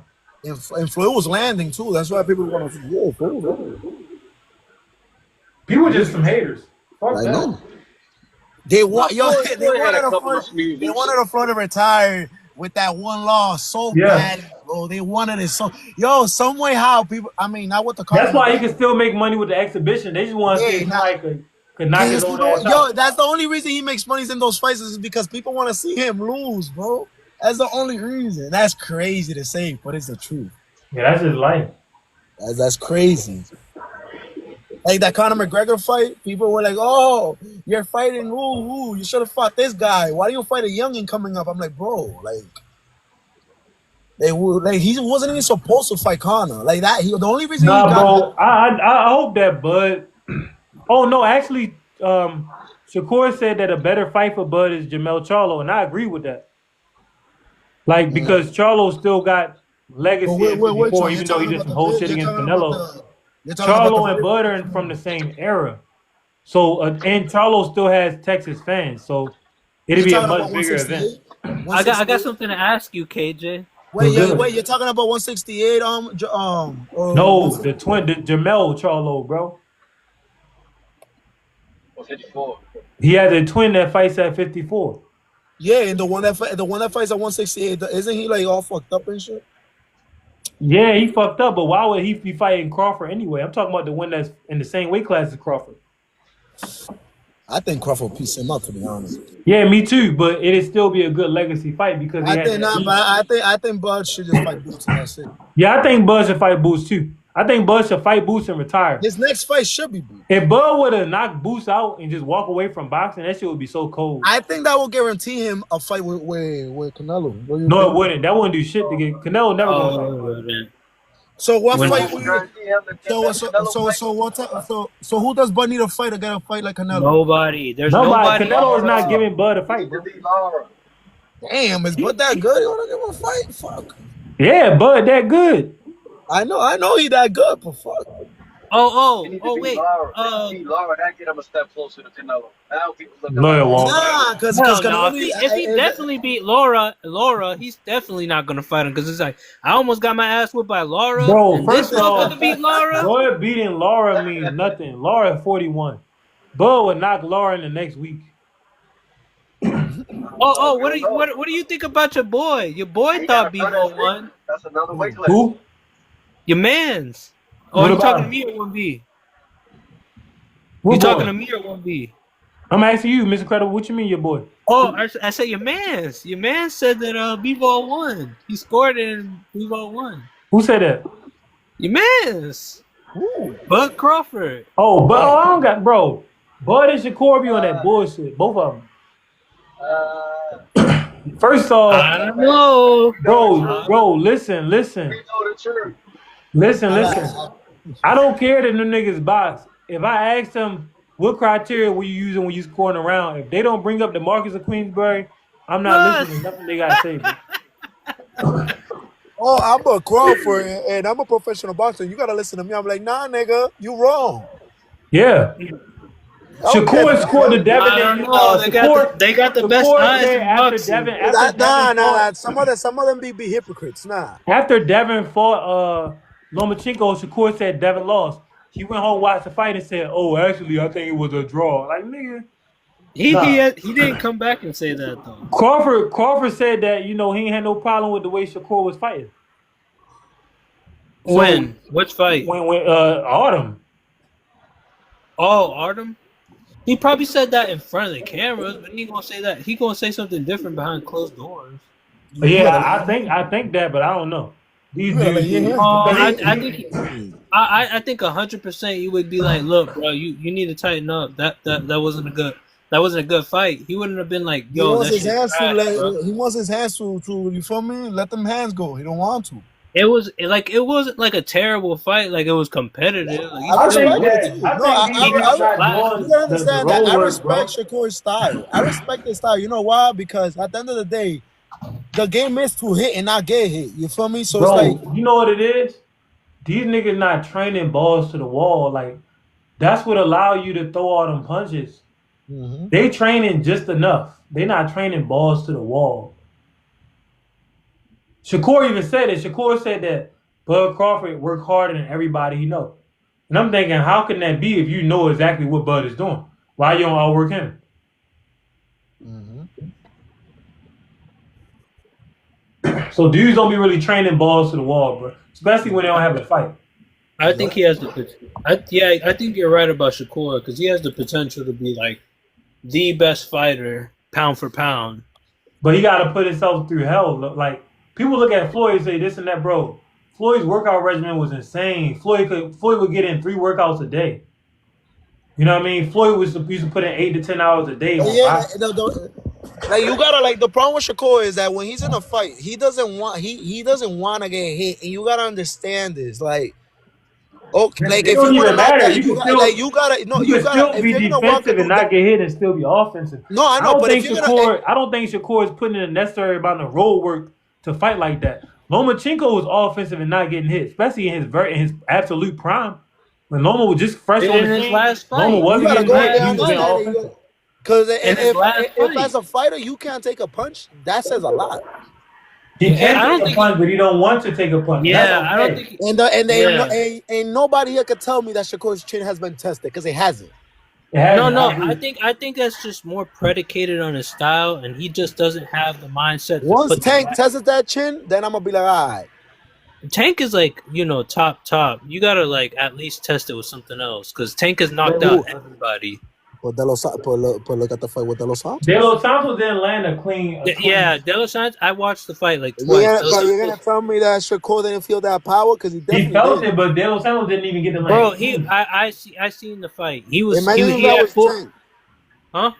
Imagine if that was Tank instead of De Los Santos. What do you mean? I don't know, bro. I think that Shakur might outbox the hell out of him. Bro, he was. What did you watch? How many times did you watch the fight? I watched it twice. I watched it once. He was twisting De Los Santos around. De Los Santos couldn't even cut the ring. He couldn't really do anything with him. He couldn't touch him. Not clean. He got frustrated in the middle of the ring and started saying all types of shit. Yeah, he couldn't do anything with him. Nah, that's a bad sign too, because you can't get frustrated like that, because that says you're losing. You feel me? You're losing your discipline. Nah, Shakur wasn't active, but like shit, that's your fault too because you didn't throw any punches. Because you neither one, bro. These new school, the dude who was watching that was coming from Vegas, Straight Facts. I told y'all, bro. These new school boxers don't do crazy mileage and shit. Floyd was one of the last of the Mohicans. Like, how many miles did Floyd? There's nothing wrong with running going on a 12-mile run or a 15-mile run. There's nothing wrong with that. How many miles did Floyd used to run? It was crazy amount. Like because Floyd used to wake up at 3 Zab Judah said that they would Floyd would run the miles, go do a workout with Zab, and then the same night call him again to do the shit over. So Floyd will run like no 10 miles. Floyd used to go on 12-mile runs. Yeah, not all the time 12 miles, but he did go on 12-mile runs. But what I'm saying is, Zab Judah said that Floyd would call him up. They'd do a full workout, running everything. And that same night, Floyd would call him up like, yo, you ready? You want to try to do it again? Like, you can't put these limitations on your body, bro. If you really want to do this, I think you got to go all the way in. Dudes don't put in that crazy work. Bud said he trained every day. For the aerospins, for that, I never heard that before. Most dudes take one rest day. Bud said I train every day. That's what it's called. Huh? Look at Usyk versus Fury. Training style. You said what? Who you talking to? You want that? Incredible. Oh yeah, that's called progressive overload. So that's definitely that's real. Like training every day, progressive overload. Yeah. Hitting the nucleus of the cell or the muscle, shit like that. Yeah, that's the thing. Yeah. I don't know about all the scientific, jargon of this shit, but all I know is when you bust your ass, you're gonna get good, bro. You're gonna get good fat. That's what I know. He probably trained different intensities each day. Yeah, you can't train max intense every day, but the fact that he put his body through that grind for years and years and years, that's how he's able to put on miraculous performances. I went back and watched Bud versus Ricky Burns when he got his first title, and the amount of combinations, the amount of energy he had, the way he was able to up his power, like at late in the fight, and Ricky Burns was clearly tired. That shit was special, bro. And the only way he's able to do that is through conditioning, not just skill, but mainly conditioning. Somebody asked how many people did Bud stop at 140? It was 7. He stopped 7 people at 140 in a row. Damn. God damn. Yeah, it was me that asked that shit. It was 7. Oh, and another thing with the stoppages, like if you watch Bud fight, it was in a row. It's because when Bud get on these motherfuckers, he don't stop, bro. He keeps on putting pressure and once he sees blood, it's over. I'm not even talking about the moment when he has him hurt. I'm talking about the whole fight when Bud decides to turn it on with the offense. He could keep on punching like in the late round out of nowhere. So his stamina was crazy. He did it in his last fight in the 11th round. I mean, he's been getting stoppages for 12 years. That's almost unheard of. Unless you're a heavyweight or some shit. No, Marvin Hagler. Oh, yeah, Marvin Hagler, too. Bud actually fight a lot like Marvin Hagler. Bud fight like a mix of Hagler and Ray Robinson. But Ray Robinson didn't put his hands up. Some people might say Tank, too, but he hasn't been fighting at the highest level. Who? So I don't really... Tank fight like who? No, I'm saying he's gotten stoppages for years. He's been like a pro for like 9 years. Bro. Or 10 years now. My bad. Unless Tank stops Shakur, then them stoppages don't mean shit. Tank got a Rocky Marciano type of career right now. Rocky had crazy power, but early in his career, Rocky was fighting them cab drivers. Then he fought some old. He fought some of the great fighters, but they were old. But I give him credit for that because if you watch those fights, he could have lost. You know, so he got dropped in those fights. Them niggas was still dangerous. But Rocky had crazy stamina, so he was able to deal with those punches. So unless Tank knock out the top dudes at the end of his career gonna be fugazi. He'll be another Prince not seen. So the knockouts that he has right now, the only way he could really verify them is to beat A and high B level fighters. That's it. I think he's gonna fight Tio next year. Hopefully. Nah, I think Tio's desperate for a fight. Yeah, Tio's desperate for a fight. He's desperate for money. They said Ryan, but I think it's Tank desperate to fight him. You know what I'm saying? Ryan probably will fight Tio. I don't think Tank gonna fight him, bro. Look, Tank and Canelo got the money till it's jumping. I'm gonna let y'all know next week, Monday and Tuesday, I'm not gonna be able to go live because I'm doing I'm starting the regimen that I'm gonna do when I'm a pro. I'm starting it for what I think is gonna be my last amateur fight. I want to see how my body gonna react to it. So it's gonna be days I'm doing, 14 miles and shit. So do what you gotta do, bro. I'm not gonna be live Monday and Tuesday. Wednesday I'm gonna be live, and then Thursday night I'm gonna try to go live, and then Friday. But it's gonna be days where I can't be live because I'm about to really go in. Cause I want to see how if I train like a pro for this last amateur fight, I want to see if I can push the pace more offensively. I know you can't talk about your sparring session with what's his name, but like, what did it show you about yourself? Oh, it just showed me that I could be more accurate. That's it. I ain't learning shit because you gotta understand. Like, first off, I can't gonna talk about, but I watch all type of boxers. So unless you show me something that I didn't see on the film, I'm not gonna be really like oh wow, he really did all that shit. That's number one. So I already know all these different tricks. It's just a matter of pulling them off. Number two, I don't spar to go in there and hurt nobody or nothing like that. I'm kind of like Ali with the sparring. I go in there, work on what I need to work on and shit. Because I'm a dude under the lights. That's the only thing I care about. And that's one thing that Floyd said that stuck with me. The sparring, that shit, it's important, and you learn things. Like I learned different movements that Rose do. I can't tell nobody, but I learned different things that I'll capitalize. The way that I look at sparring is different. Most dudes that be sparring, they trying to land these big shots or do shit like that. I don't do that. I be trying to work and learn different things, see how your movements are, see if I can time you for shit, stuff like that. But I ain't really learned too much, man. I just learned that I could be more accurate. That's one thing that I want to take from him is the way he was accurate as a pro with his shots. I could be more accurate with my punches. That's it. That's real. Other than that, you said what? No, I was just gonna say that's real that you actually took something from that. Most people would be like, "Oh yeah, hell yeah!" I even used it like in my sparring when I went to go spar back in my gym with another pro. I hit him in the liver, and he went over to his corner. He had to take a minute to get back right. But that was the next a couple days right after I sparred him because that's what I took from it. I said, okay, I'm gonna be accurate like he was accurate. But I ain't learned outside of that. I ain't really learned much because he ain't do too many of the fundamentals. Like yeah. But yeah, I'm just next week though. I'm doing the like what I call phase 1 of my professional regimen. Because if I could run all these miles and then go in there for these open fights 3 minutes and don't be tired, and I could throw a million punches, I could beat all the low level pros. Like even a nigga ranked top 50 in the world, you could beat him just because they not be able to keep up with the work rate or the movement. Like I can move my feet the whole time. Most fighters they can't move their feet worth shit. That's a good fuck, I'm losing my words today. Strategy, because what you leaving on the table in experience, these guys start fighting 10, 11, 12, 13. You come in later, but what you gonna do is you gonna come in there more conditioned and wear their ass out. Exactly. So the skills gonna diminish as they get tired. Natural ability, but in my last fight, bro, the nigga, his defense was the best defense I ever seen in an actual fight. But he was tired after one round, bro. Mm-hmm. So what's the difference between? I seen moments when Boost fought Karen Chukajong in a championship round. Boost was tired. Imagine if he was in there with somebody that wasn't tired at all. It's average time. It's average time.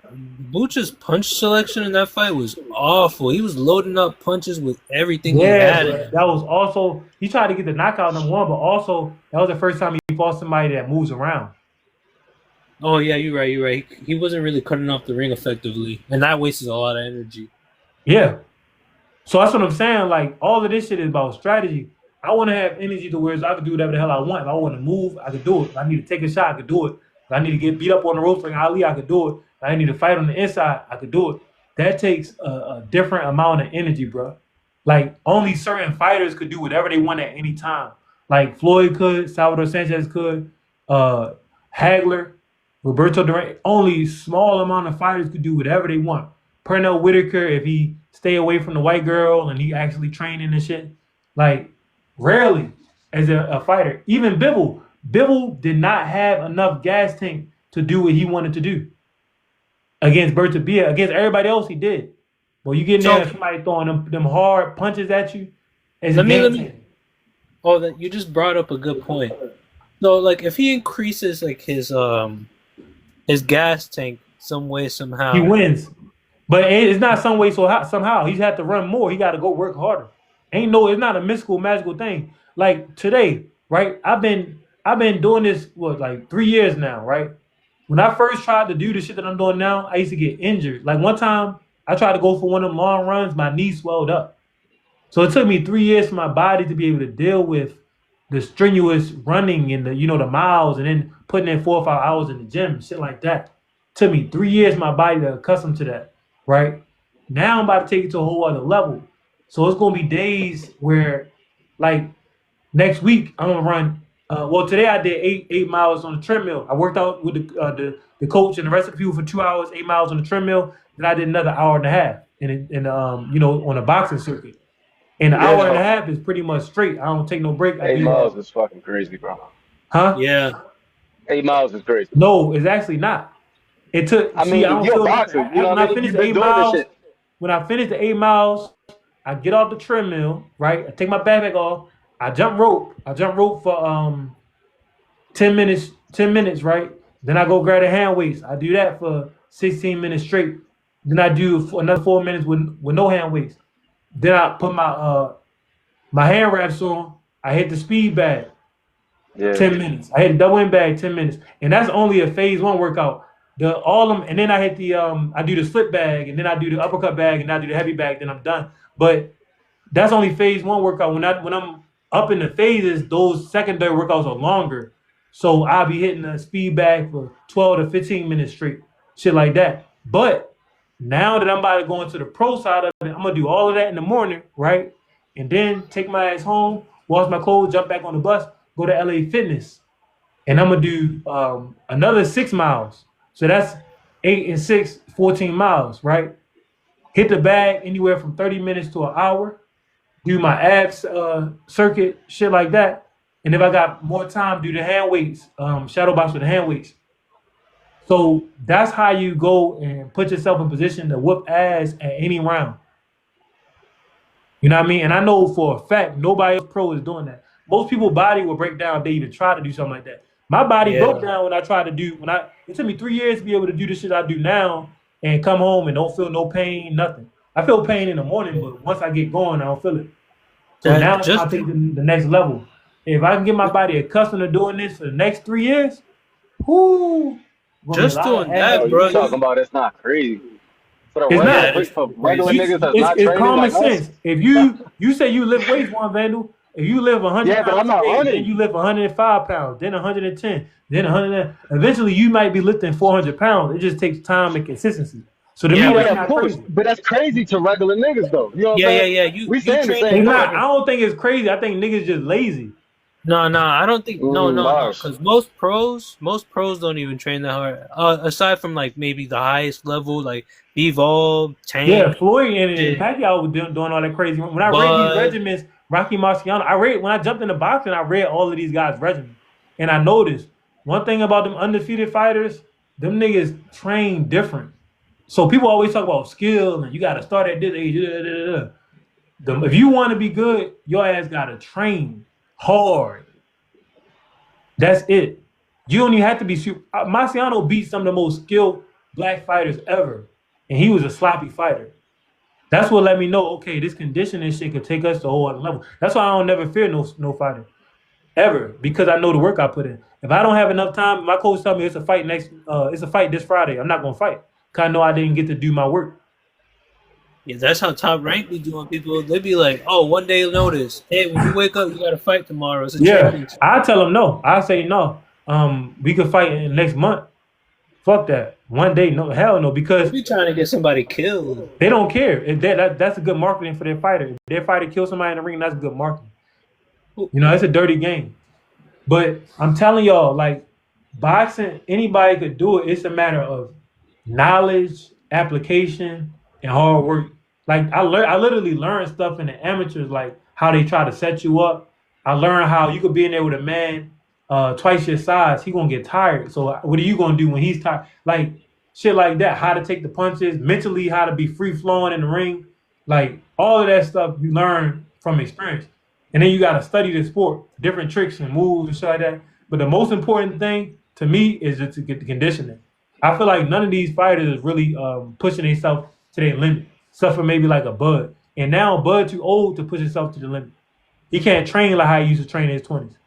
Or his body will start breaking down. Yup, that's just natural. It's happened to Floyd, happened to Pacquiao. Rocky Marciano quit because he didn't want to train like that no more. His back was hurt, his knee was hurting. And he said he had the hunger. That's why he said, I'm going to go ahead and get out while I'm on top. I don't feel like doing all this no more. But I feel like doing it, bro. I'd be happy to jump on that fucking treadmill. I'd be happy doing my road work. I'd be happy hitting the bag because I feel like I'm learning. I still got a lot to learn. I haven't mastered the art. So you're in your prime, bro. Technically, I don't even think that, like, and this is me, this is a personal opinion, most boxers don't really hit their, like, prime until, like, 28 to, like, 33. Yeah. Maybe 34. That's like your prime. Mental. That's your mental prime. Your mental prime. Like, no, I think like when your body, your experience, like everything come together. Yeah. Yeah, like that. Like their physical prime is gone in their 20s, bro. Yeah. See, all of that shit gone. Like, if you go watch, I was watching Crawford versus Ricky Burns. If you have time, go watch that fight. Crawford was throwing combinations. And his stamina, his gas tank was crazy. He had to take all of these breaks. Like, he didn't even have to get hit. He didn't have to put his hands up and sit there and get hit. Like Ali and Floyd had to do in their 30s. I was like, damn, this is the Bud Crawford that everybody should have been watching. That motherfucker like a young Ray Robinson. He could never look like that in the ring ever again. Even in the Errol Spence fight, he could not push the pace how he pushed in the Ricky Burns fight. I haven't seen that fight in years, bro. Bro, if you go watch that fight, you'll be like, God damn. Crawford like a goddamn the Predator. Like, the way that the speed, the way he could pick up the pace and keep going, hard body punches, the way he could take a shot, keep going, the footwork, everything. I was like, whoa. He would never be able to fight like that because Father Time. That's why I always say, people always say, oh, their prime is in their 30s. No, the timing gets so good and they see things so clearly in their 30s, it looked like they still moving as fast as they was in their 20s. And the only way that you get to that point is if in your 20s you was religiously sticking to the sport. No breaks. You kept on learning and kept on improving. Because really, Errol was supposed to be hitting his stride as a boxer. But you see, Errol wasn't really in it. He had a love for it no more. That's why he ended up getting fucked up. Marciano, I was reading about it earlier on Facebook. Marciano said, I'm about to get out of boxing because I don't have the hunger. And I'd be damned if I let Rocky Marciano beat Rocky Marciano. If he let himself beat him, from not training hard. That's what happened to Errol. Errol ain't even love this shit no more. Got in a car crash, taking a year and a half off, and then jumping into the biggest fight of his life. Nah, man. Set yourself up. That take balls, though. Yeah, that's one thing. Errol's heart is out of this world. Errol's heart is so special. He's not going to be appreciated because we live in a fake era. Like with his social media, everybody act like it's easy to do what somebody else does. Don't nobody want to give people their real credit. Everybody's such a hater. We're not going to see anything like Errol Spence for a long time. Rarely do fighters have that amount of heart. Even in the press conference, Errol wasn't on no respectful shit. Errol literally, the way that Errol was grading Crawford, he graded Crawford like Crawford was a bum. he kind of overlooked Crawford, but that also shows his heart and self belief.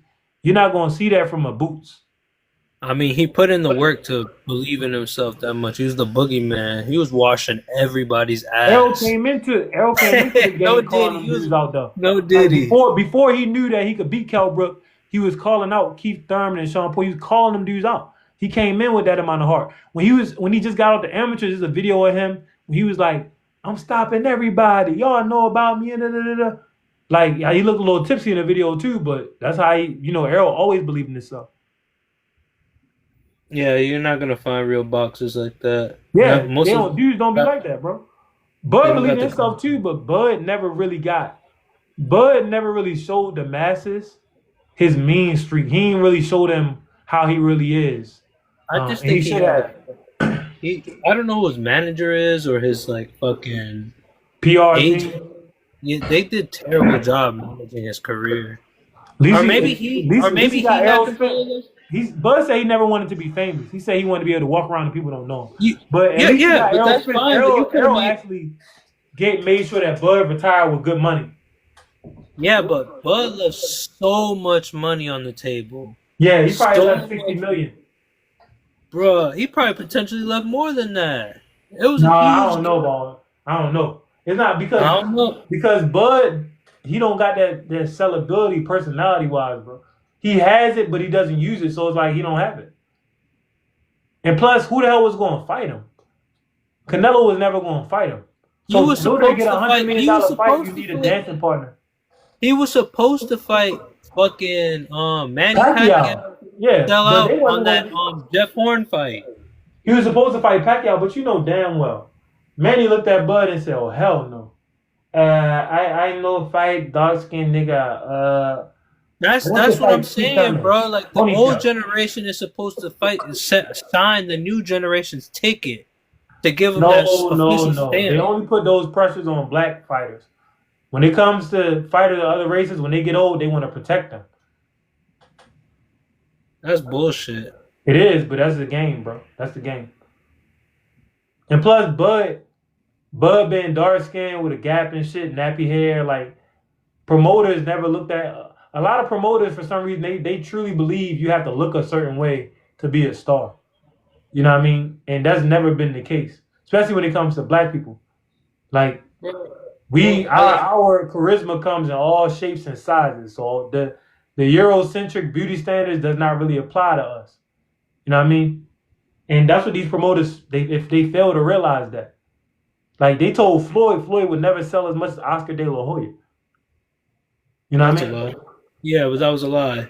Yeah, but that's just how they look at it. So when they saw Bud, this gap-toothed, dark-skinned, nappy-headed brother, they looking like, oh no, we're not gonna be able to make money with him.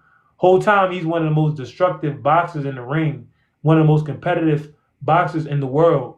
They could have made a bunch of money with him, but a lot of times their idea of marketing is outdated. They think that it's back in the '80s where it's about being light skinned with curly hair.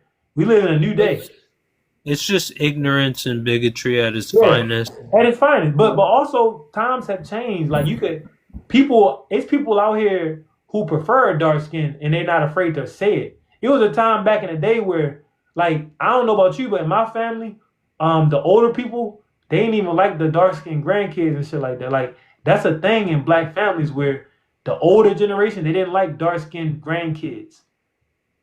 But things is different now. Now you got motherfuckers who all up on social media. I like my man dark skin. I like this. I like this. So a dude like Bud Crawford is very marketable. And Bob Arum, with his ignorance, he missed out.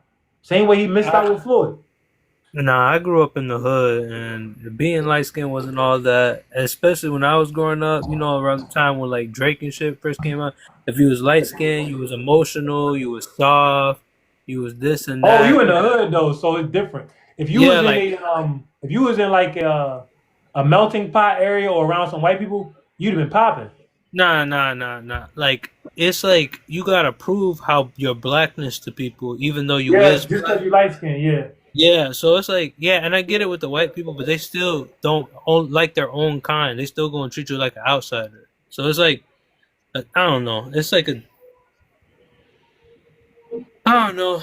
It's like a herd mentality kind of thing. Yeah, I mean it's just colorism. That's all it is. But you know what? Um, back to the conditioning and shit, bro. I'm ready. I'm ready. I don't know who I'm fighting, but I'm gonna try to throw so many punches. That's why I'm about to put my body through absolute hell. This week I'm only using this week as a warm up for next week.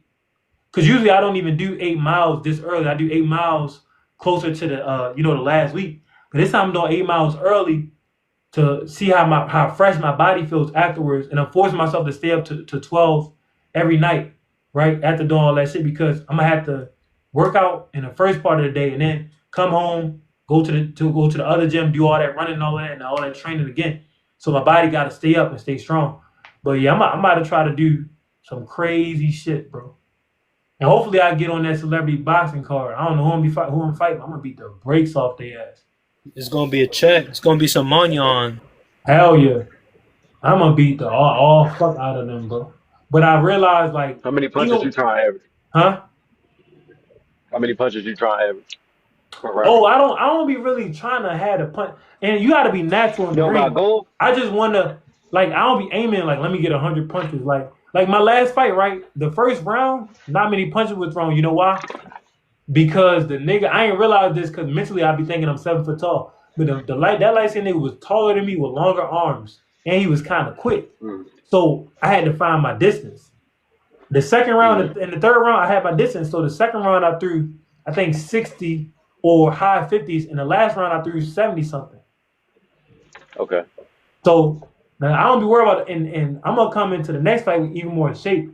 I just want to be in a shape to where as though I could throw punches as hard as I want every round. I could do whatever I want, whether I gotta move, fight, you know what I mean, bite down on my beat. I can do whatever I want at any time.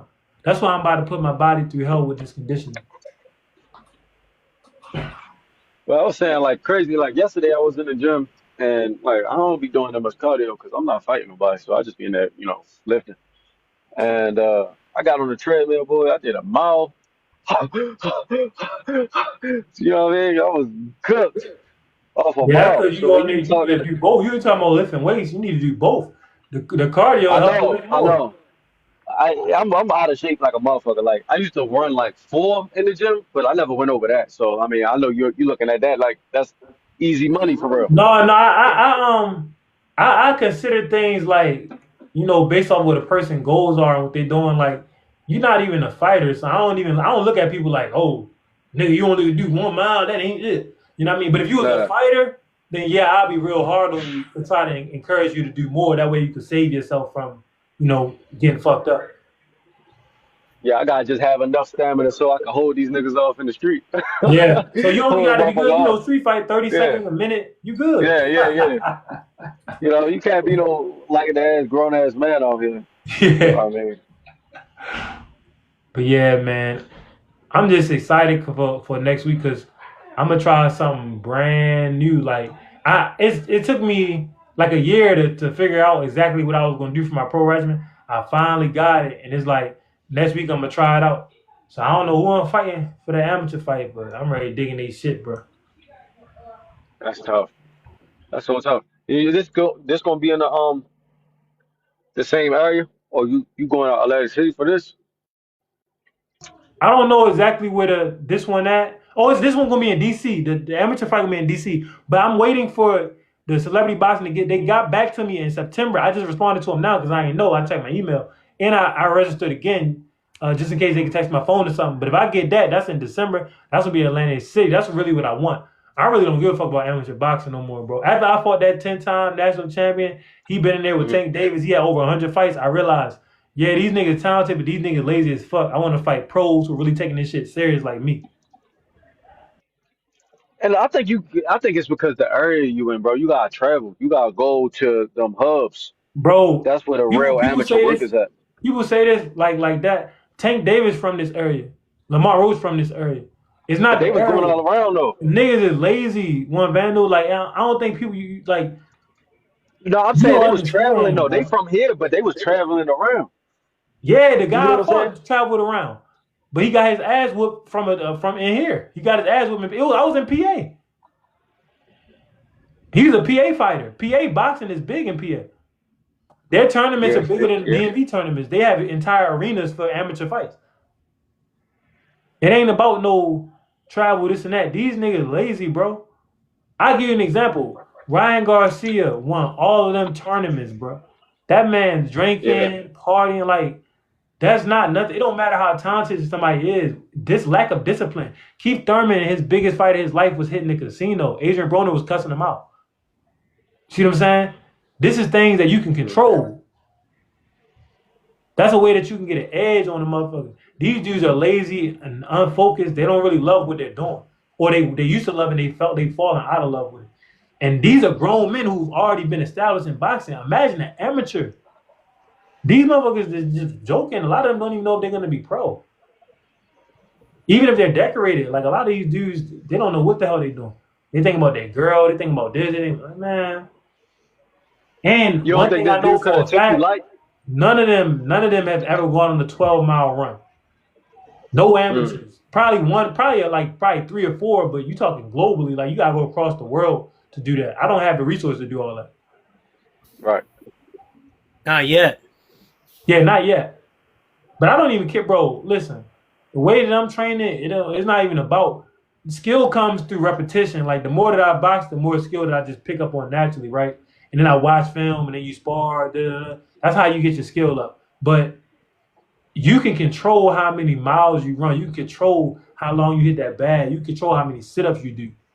Like, that shit goes way further than people want to admit, bro. I'm telling you. Like, you don't understand. Like, you had to have been in the ring. When I first started, I remember times where my legs felt like they was on fire. My lungs was on fire. I'm like, damn, I can't even think. So, it don't matter what your skill level is. Motherfucker, you tired. You can't use none of it. So, conditioning is like 90% of this shit. And then the rest, a lot of it's mental.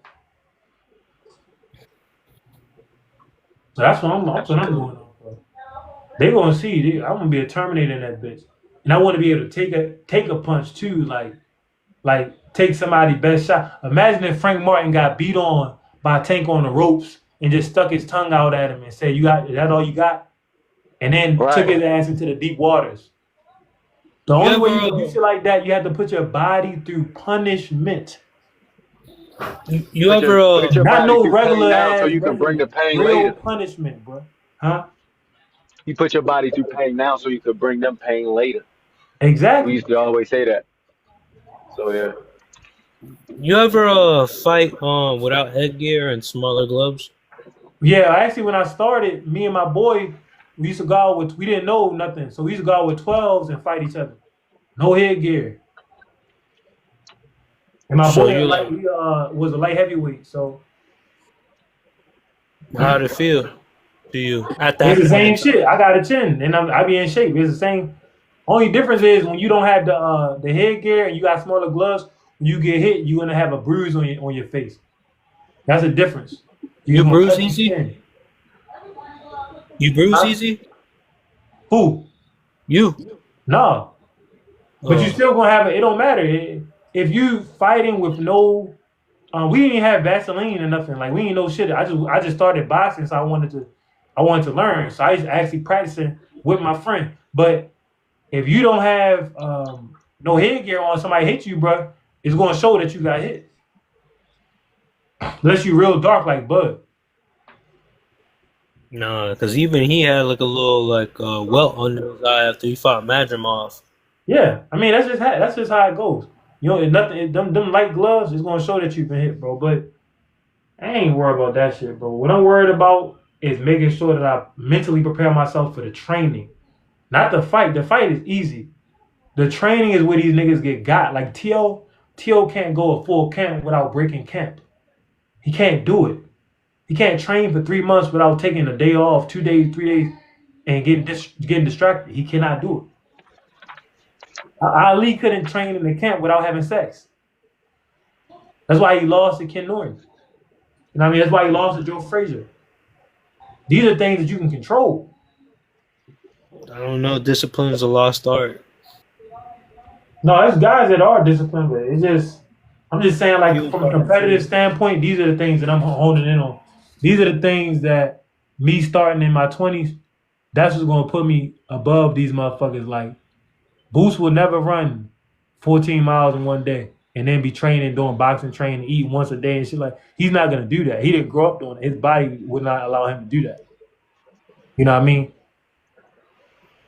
And then we can Shit, take nah. it a step further. We can go 8 on the treadmill, and then we can do 10. That's 18 miles with boxing work, all in the same day. 2 boxing, 2 gym workouts, all in the same day. 18 miles. He's not gonna do it. You think Canelo runs a lot? No, Canelo didn't start running until he realized his stamina was piss poor, like trying to run more, and then he had to take the clenbuterol. If Canelo ran I think more, he probably would still be undefeated. He always got tired and took breaks and shit. So you think like his terrible stamina is a product of him not running enough, or No, genetics. his body breaking Genetics. down, or him not Genetics. taking the Genetics. All right, Hey, so his he's body's fighting up. breaking down. James Toney had great stamina and he didn't run at all. You get some people just born with great stamina. Me, I got decent stamina, but I want to have great stamina, so I'm putting my body through hell. If James Toney actually did road work, he might have retired undefeated. He was more skilled than anybody from his era. And within his weight class that he fought in, he was the most skilled fighter.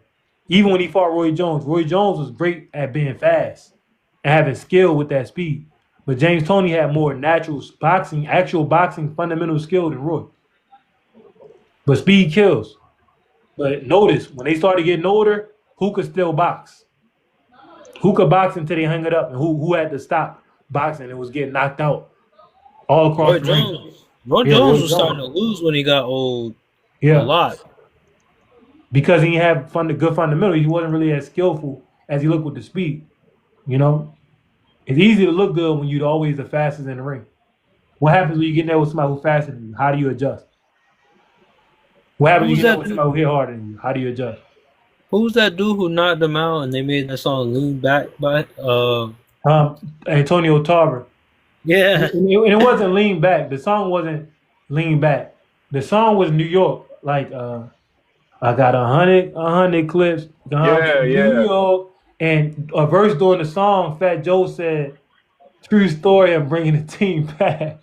Even Roy Jones was forced to lean back." Lean? Oh, yeah. My bad. Shit. No, you good. I was just clarifying. They both made by Fat Fat Joe, but I was like, yeah, Fat Joe said some shit like that. Yeah, Roy tried to pull up on him. Roy was ready to get Swiss cheese out that bit.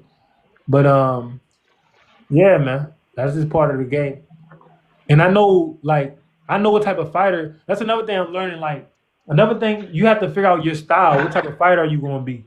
Like, Bernard Hopkins, when he first came, he wasn't all that good. He was good, but he wasn't no fucking Hall of Famer.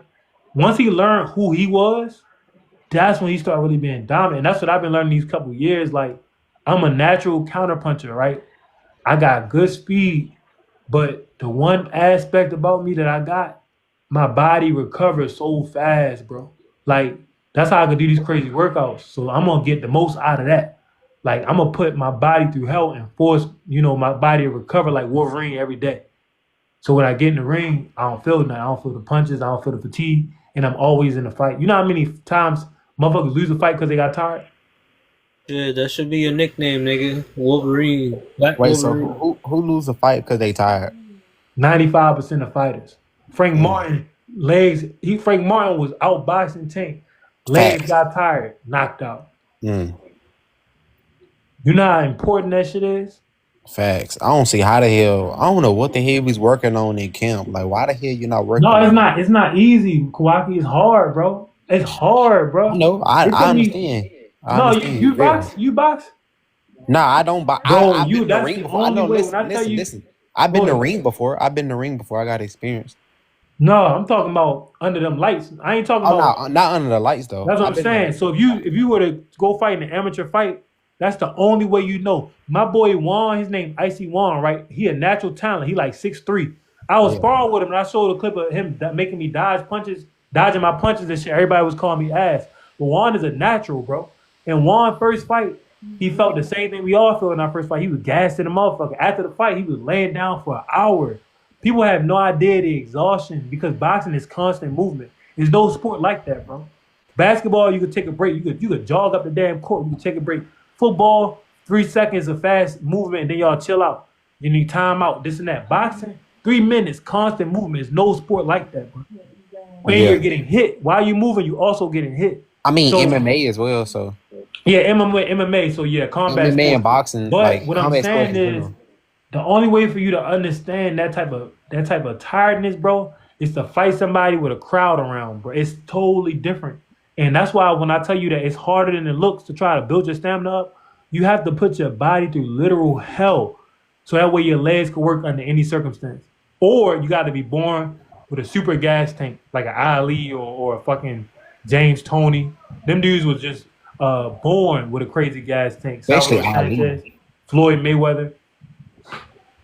Oh yeah, Floyd. Like he one of the examples. Like I don't see how they do it. Yeah. Honestly. You be gassed, KJ?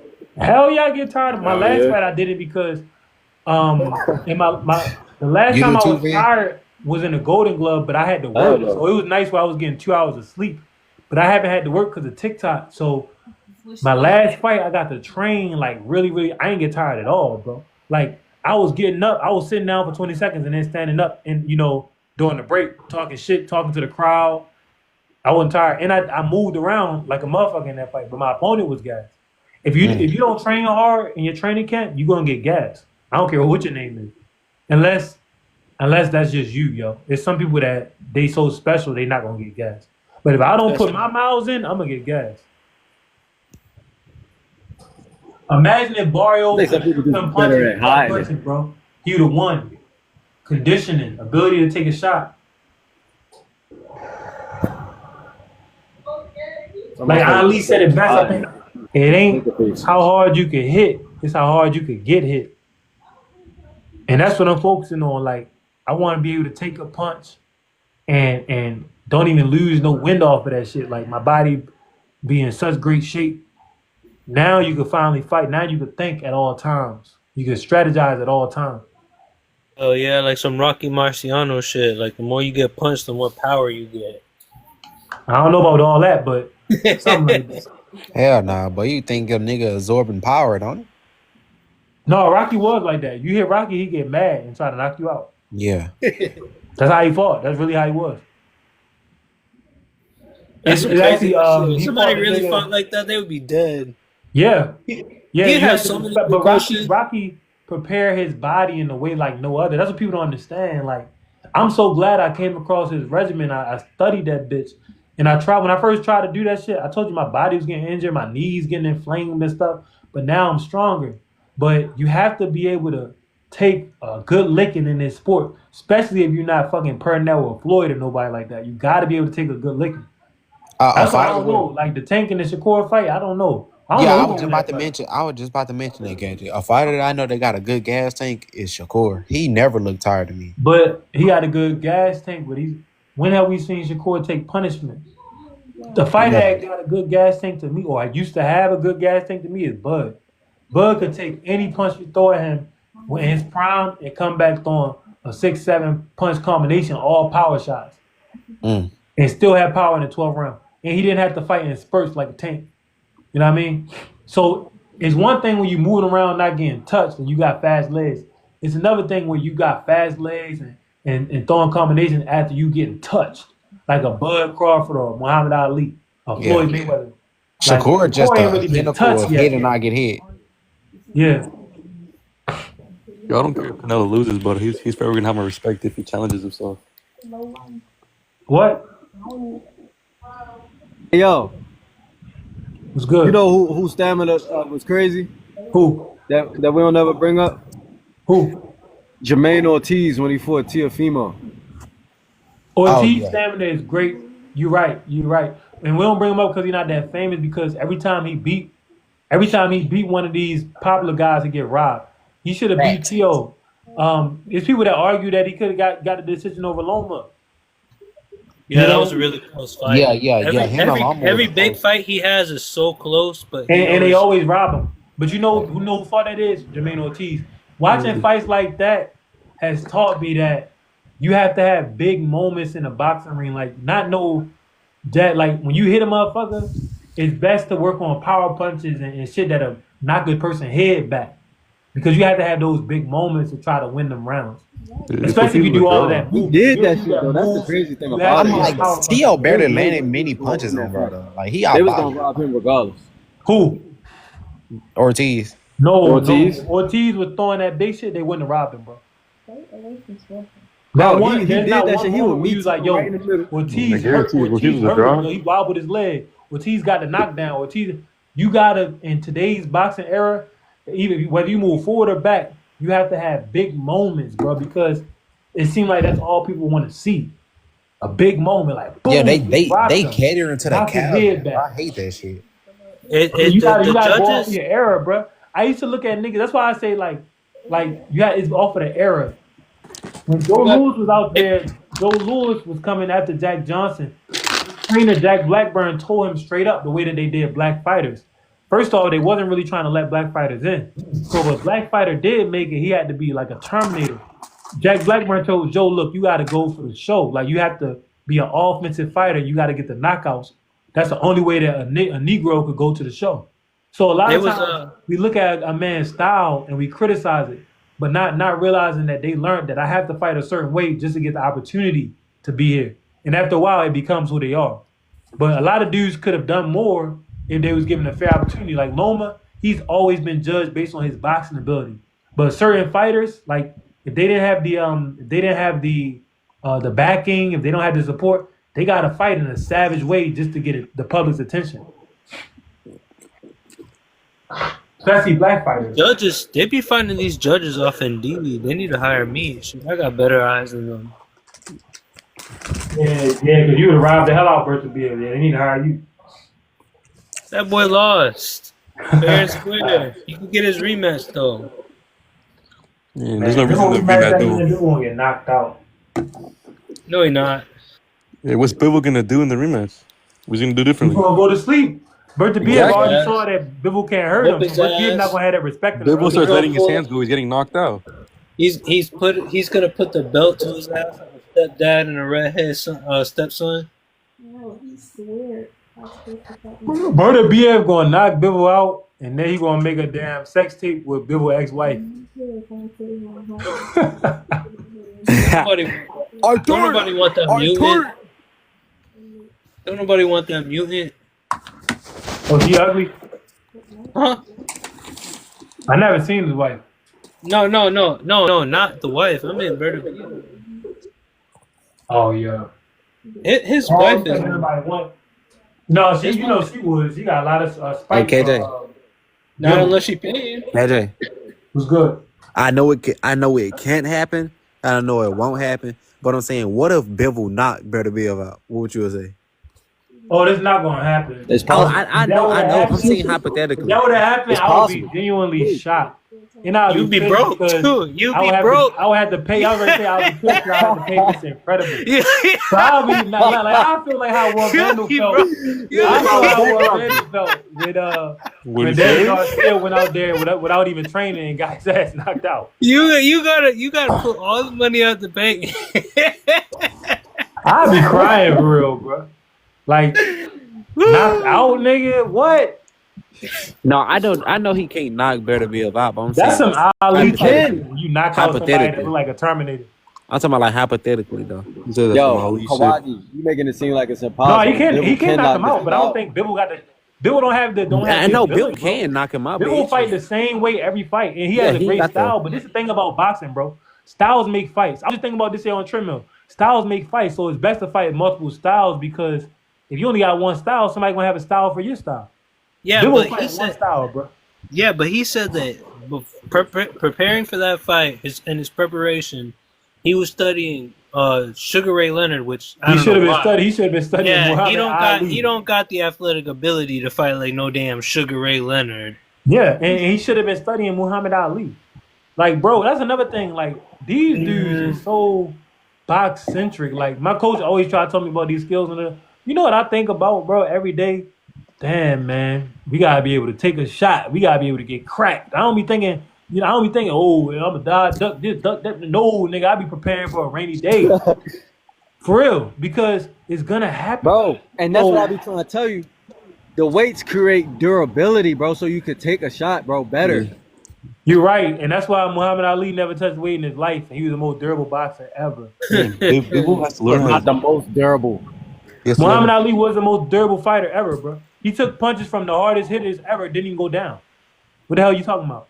Literally, he was at heavyweight. He literally, factually, the most durable boxer ever. Not only that, he went 15 rounds taking them shots, and then would come out in a 15-round guns blazing. Dude fought George Foreman, Ernie Shaver, Sonny Liston. Yeah, he's the most durable boxer ever. Muhammad Ali lived to be like 70-something with Parkinson's. Yeah, he got to be fucking taking all of them punches. I'm surprised he made it past 55. That motherfucker was a soul survivor. What the fuck was Ali made Having a good chin is if you were a rider, he was a soul survivor. Having a good chin is a gift and a curse. Yeah, it's a gift and curse my ass. I gotta do further research. Hell no, because Canelo using the hell out that shit right on now. The planet. The first 40 years of his life was nothing but luxury. The second 30-something years wasn't all that good, but that's life, man. You play the game.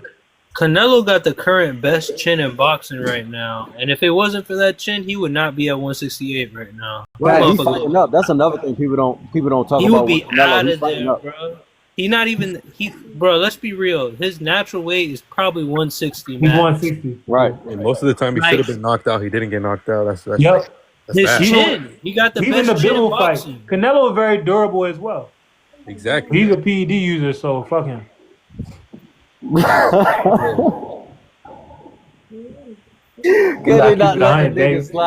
Keep it 100, baby. Got a lot of more than I can handle, baby. You seen Amir Khan? That motherfucker had all the fucking skills, and once somebody Amir had skill, but really Amir had crazy hand speed. Yeah, but he had some of the best. That's why it's like people don't understand, bro. It ain't about how hard you can hit. It's about how hard you could get hit. That's what this boxing game is about. Bro, I feel like anybody could just knock his fucking jaw off. He got knocked out so many times, bro. Yeah, Amir Khan get knocked out by a nigga in the street, bro. Amir Khan got a glass chin. I gotta go check this shit real quick. You can knock him out before he knocks you out. Nigga that's going to do construction. I would like to know how much road work Amir Khan did. You should have trained that neck, boy. Damn, KJ, you probably did a lot, bro. He had some good stamina. Nah, just because sometimes a person think about good stamina because they've been fighting. Like it's dudes who've been fighting their whole life, so they have good stamina. Their body just know how to go through the paces. The road work builds you up. You know how people, what you say, like, man, how you run all those miles? Your shins don't hurt. The road work build up your bones and all that. Yeah. So I would like to ask Amir Khan how much road work was he doing? He should have been doing them chin ups. What Canelo been doing? He need to do everything. You need to get on your neck. Amir Khan trains his neck. That's why I don't think all that neck training shit. That's not gonna make or break you. Like Amir Khan trains. Yeah, you start doing it too late.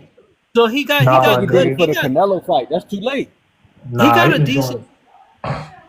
decent like record. Like he got like 34 wins and shit, and not that many losses. Wins, $34 million. Yeah, but like he like got like not that many losses. There's 6 losses, but the biggest part about it is like 5 of those losses are by knockout. The biggest part about it is he can get knocked out so many times and still get paid, boy. But that's crazy to get knocked out 5 times. Yeah, because he had a good style, bro. He had a fun style that everybody wanted to see. Like, yeah, he had a really good style. I feel like a fighter that fucked up his career, in my opinion, was Kell Brook when he fought Triple G. How he fuck up? Didn't he make money? He made money, but like jumping up and challenge like one of the biggest. He only did that because that way, when he fought Errol, he already had an excuse. Errol been wanting to fight him, so he was gonna get fucked up regardless. It was just let me jump up and get this credit first, and then after that, people could say I was done. That motherfucker ran the gauntlet though. He ran the gauntlet though. He fought Bud. He fought Errol. He fought Triple G. Yeah, because he basically like a journeyman, bro. Excuse to call Earl not that good. You talking about Kell Brook? Yeah, Kell Brook. I thought you were talking about Amir Khan. I was about to say. No. Amir Khan got stopped by Danny Garcia. He got stopped by Kell Brook. He got stopped by Canelo. He got stopped by Bud. Bud stopped his ass bad though. Yeah, Shit. Bud did him dirty. He got hit in the No, ball. Bud was the ball shot, right? It was in he the was ball. like, oh, my nuts. Was it a real? But would have won either way. Bud was like, nigga, Bud you hit quit. him in the balls, and Amir was like, "Well, I'm already getting my ass whooped. Let me just say I can't continue." Nah, did he really hit him in the balls? I don't remember that fight. Yeah, he hit him in the balls, bro.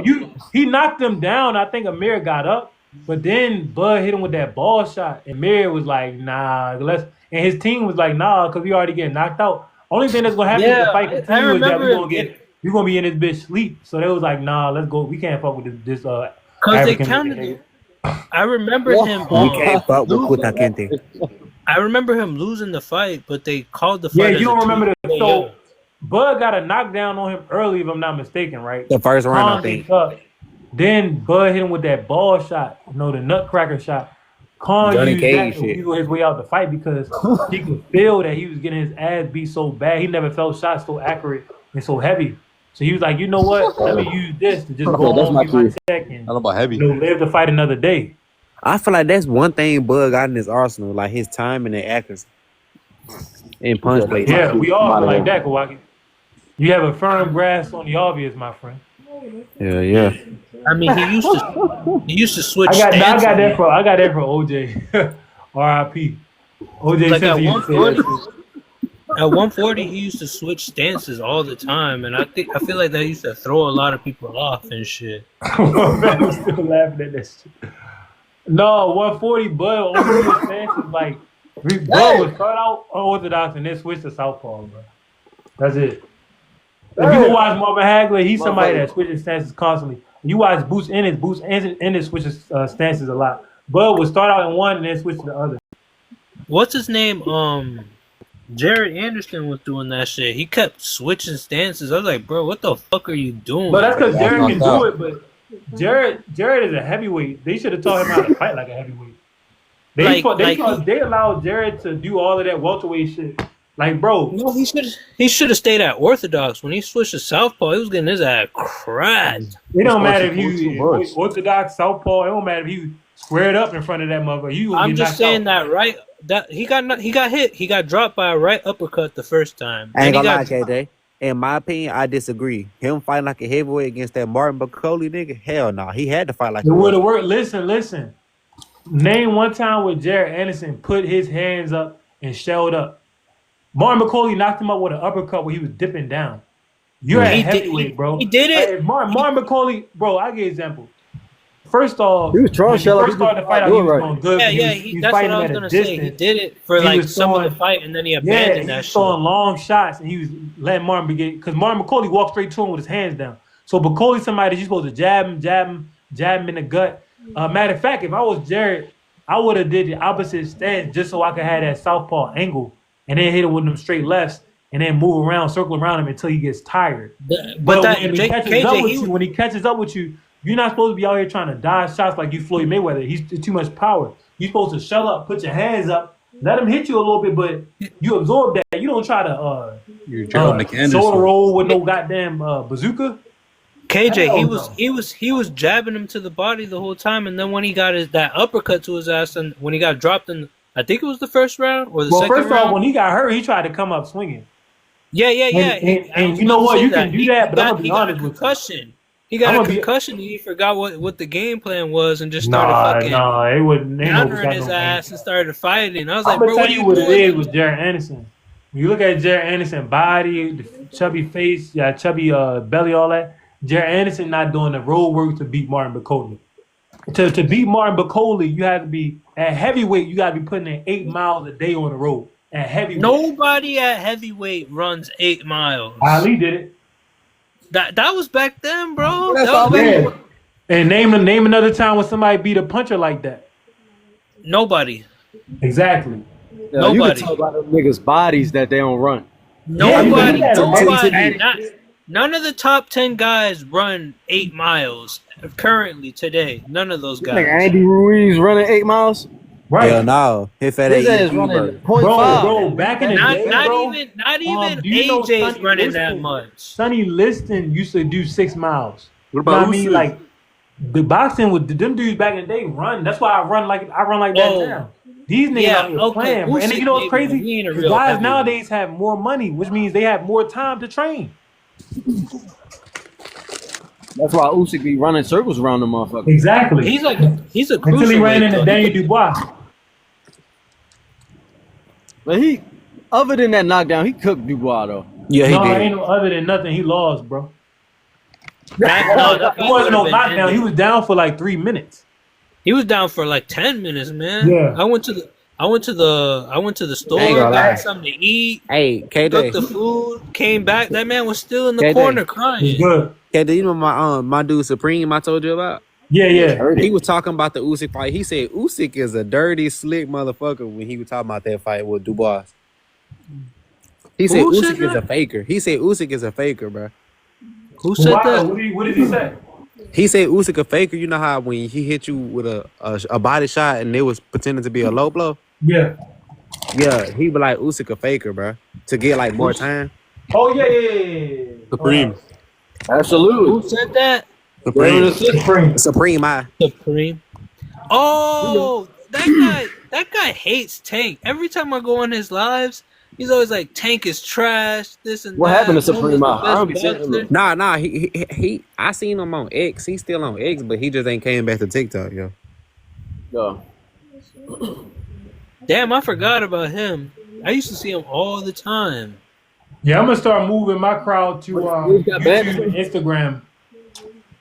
Actually, I'm gonna do all three. I'm gonna move my crowd from YouTube, Instagram, and TikTok starting next month, because if they get rid of TikTok in January, I want to still be able to connect with people and shit. I got 40,000, so if I can get half of these motherfuckers on these other platforms, we can still keep the show on the road. And I think YouTube will be my main choice. Huh? I follow you on YouTube, so if that shit do happen, I'm gonna link with you on that. Bet. I'm gonna start at the end of all of my videos.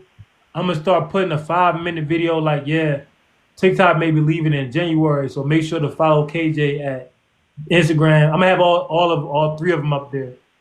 Yeah, Instagram, YouTube, and Twitter. All three of them up. Yeah, but yo, I'm gonna get up out of here. I've been up here for 3 hours, fellas. I don't got nothing to do tomorrow but a bunch of fucking training. I'm supposed to be fighting on the 15th, November 15th, right? I don't know who it is, but the training that I'm about to do, bro, I'm hopefully I don't catch a body. That's all I'm gonna say. So yeah, I'm about to get up out of here, man. Y'all have a good night. And I don't think I'll be on tomorrow. I'm gonna see. I'm gonna try to come on tomorrow, but I don't know. Peace out, all right, guys. Y'all have a good one. Peace.